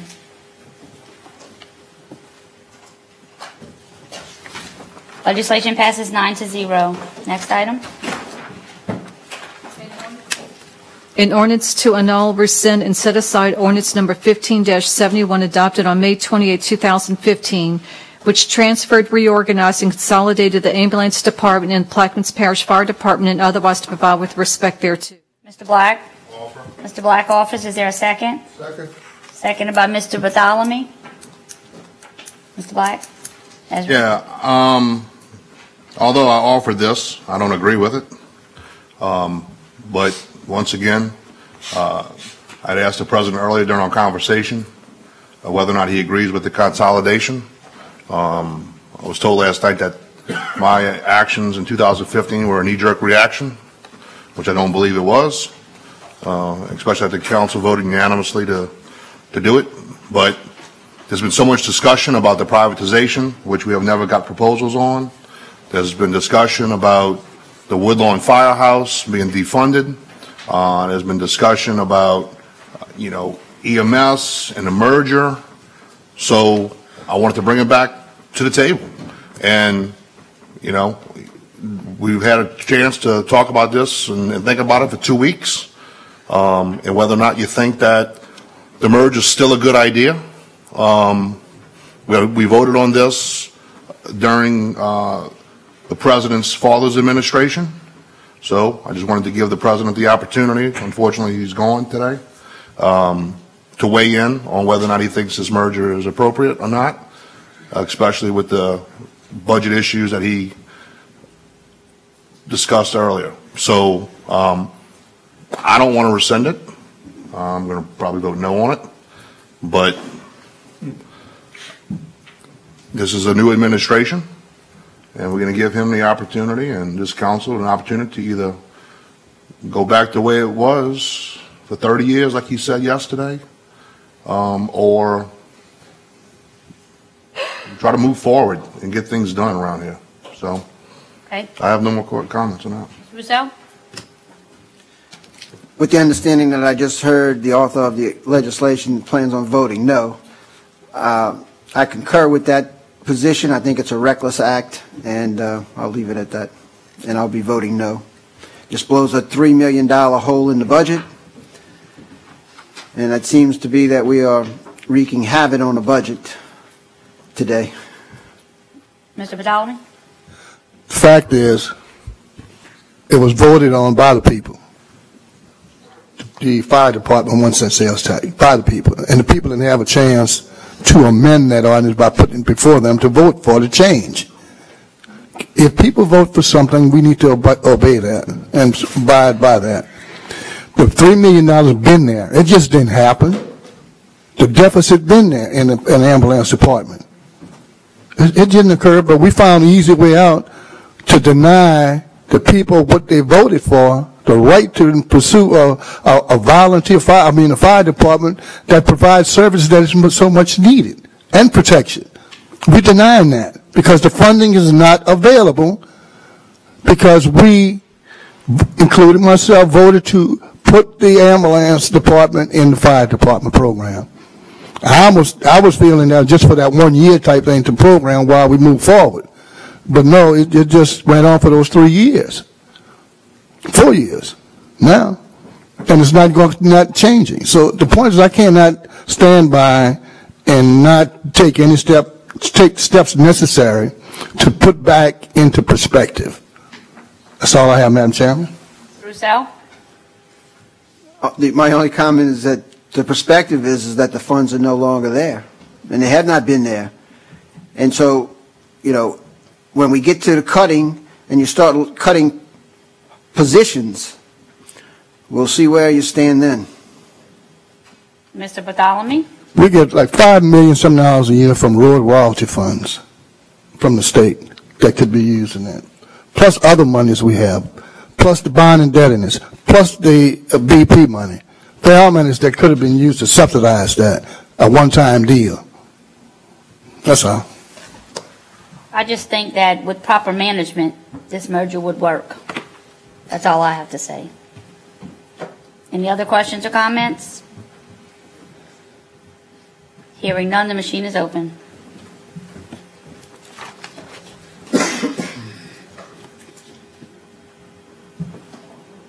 I voted wrong. I did too. Can we reconsider? Can we reconsider, please? Reconsider. I'll second. Thank y'all. Go ahead. We're voting to reconsider, right? Okay. An ordinance to null, rescind, and set aside apologize. ordinance number 15-71 adopted May 28, 2015, which transferred, reorganized, and consolidated the ambulance department and the Plaquemines Parish Fire Department and otherwise to provide with respect thereto. Okay. Mr. Bartholomew made the motion to reconsider, and Mr. Black offered, and Mr. Black seconded. We're voting for the reconsideration. I object. I object to the motion to reconsider. I like the way it went. It failed. It's gonna fail. Well, we're playing games today, so I want to get in the game.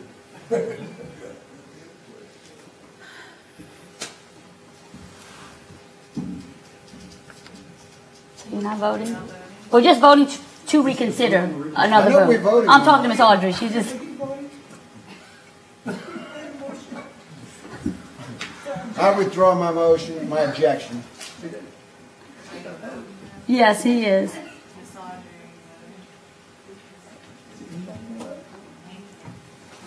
I apologize. Me too. Reconsideration passes 9-0. Now we'll re-vote on this ordinance. An ordinance to null, rescind, and set aside ordinance number 15-71 adopted May 28, 2015, which transferred, reorganized, and consolidated the ambulance department and the Plaquemines Parish Fire Department and otherwise to provide with respect thereto. Mr. Black, you offer. Seconded by Mr. Seconded by Mr. Bartholomew. Machine is open. Legislation fails 9-0. Let me just make this statement after this. Can we put this thing to bed now? This council voted twice unanimously to merge these departments. Please make the merger happen effectively. Because you over him. That's why I'm looking at you. I'm not putting it to bed, I can tell you that. It's passed unanimously twice. Yeah, whichever is passed, but it's not over. Next item. It's not till the judge says it. 6T, an ordinance to increase all classified and unclassified Plaquemines Parish government employees' salaries by 3%, effective January 1st, 2019, as a one-time special increase due to the BP settlement, with funds being allocated from the BP settlement fund and otherwise to provide with respect thereto. Mr. Black. I will offer. Mr. Black offers, seconded by Mr. Lapine. Mr. Black? Yeah, I talked to civil service. There hasn't been a cost of living increase since 2014 for all parish employees. The reason why, just to clarify what this means by a one-time, is that we're going to take around $500,000 from the BP fund for the 2019 3% increase, and then every year after that, it will come from the general fund. Hopefully, oil and gas revenues will be back up, and we'll be able to afford those in 2020, 21, 22, and thereon as a part of our general operating budget and manpower budget.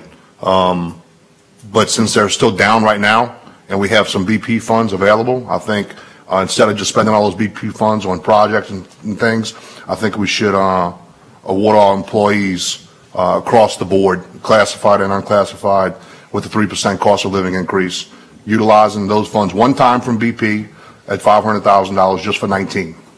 So in the 2019 budget, it should reflect that $500,000 or whatever the number is goes towards a 3% increase. Mr. Russo? Wait, I can't hold on. You don't need to talk. John, go ahead. So are we giving this as a one-time payment, or this is a recurring expense? No, this is a recurring, it's a cost of living increase of 3%. So everybody's salaries across the board will increase 3%. So that rate will be now set for, until it changes again when there's another increase. But the increase for 2019, that increase is going to come from BP funds. That's even worse. So, well, instead of spending BP funds on, everybody's projects, let's reward the parish employees who haven't gotten a cost of living raise since 2014.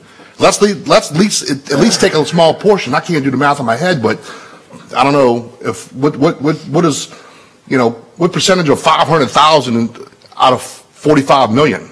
I mean, it's a very small percentage that we're using to reward employees. So the one-time thing is why it's written in there is it's BP funds are being used just one time only for 2019 for the 3% increase, and then it will come out of the regular general fund from 2020, 21, 22, whenever it is. All I can say is this is another fiscally irresponsible move to take one-time funds and put it in a budget for a recurring expense. It's not a recurring expense. It will be. It's not. No, it's not. Once you get the raise, it stays with that. It's going to stay with that person. But you're not using BP funds. I don't know how much clearer I can be with this. I understand what you're saying. It says in the ordinance, we're using this one time. We're using $500,000 one time from BP. One time, not a recurring, one time, to increase the salaries 3% for 2019 only. But the expense will... 2019 only. Only $500,000 is coming out of BP funds for this. That's it. No more. In 2020, that 3% would be absorbed through the general fund. It has a hole, or will have a hole. We don't know what it's going to have in 2020, Ms. Williams. If you don't want to vote to give the employees a salary increase, and you want to cherry pick certain employees to give them increases, then vote no. I'm cool with that. Look, this is let me say this. Would finance tell me what the cost of this is?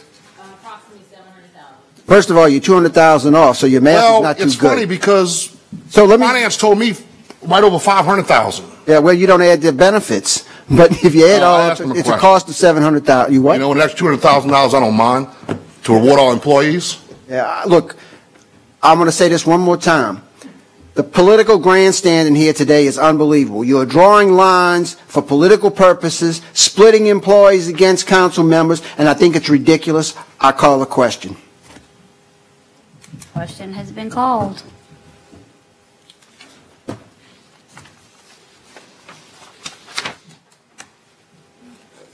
Legislation passes. Fails, I'm sorry. Gotta have 6.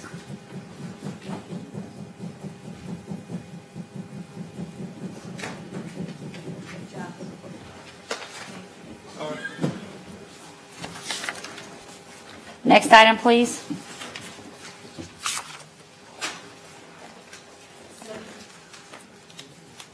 Seven B will be deferred. Yes, ma'am. 7C, District 1 update, Councilmember Bartholomew.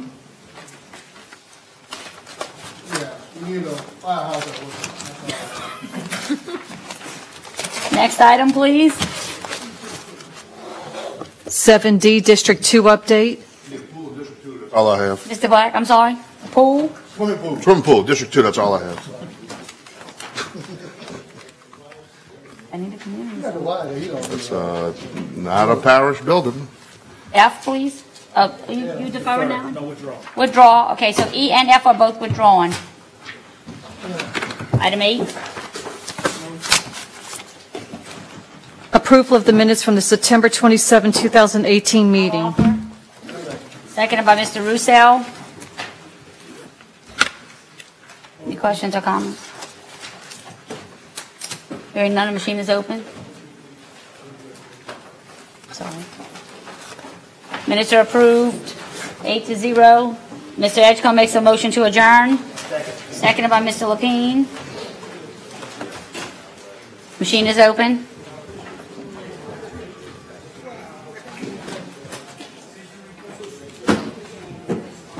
Meeting is adjourned at 4:50 p.m.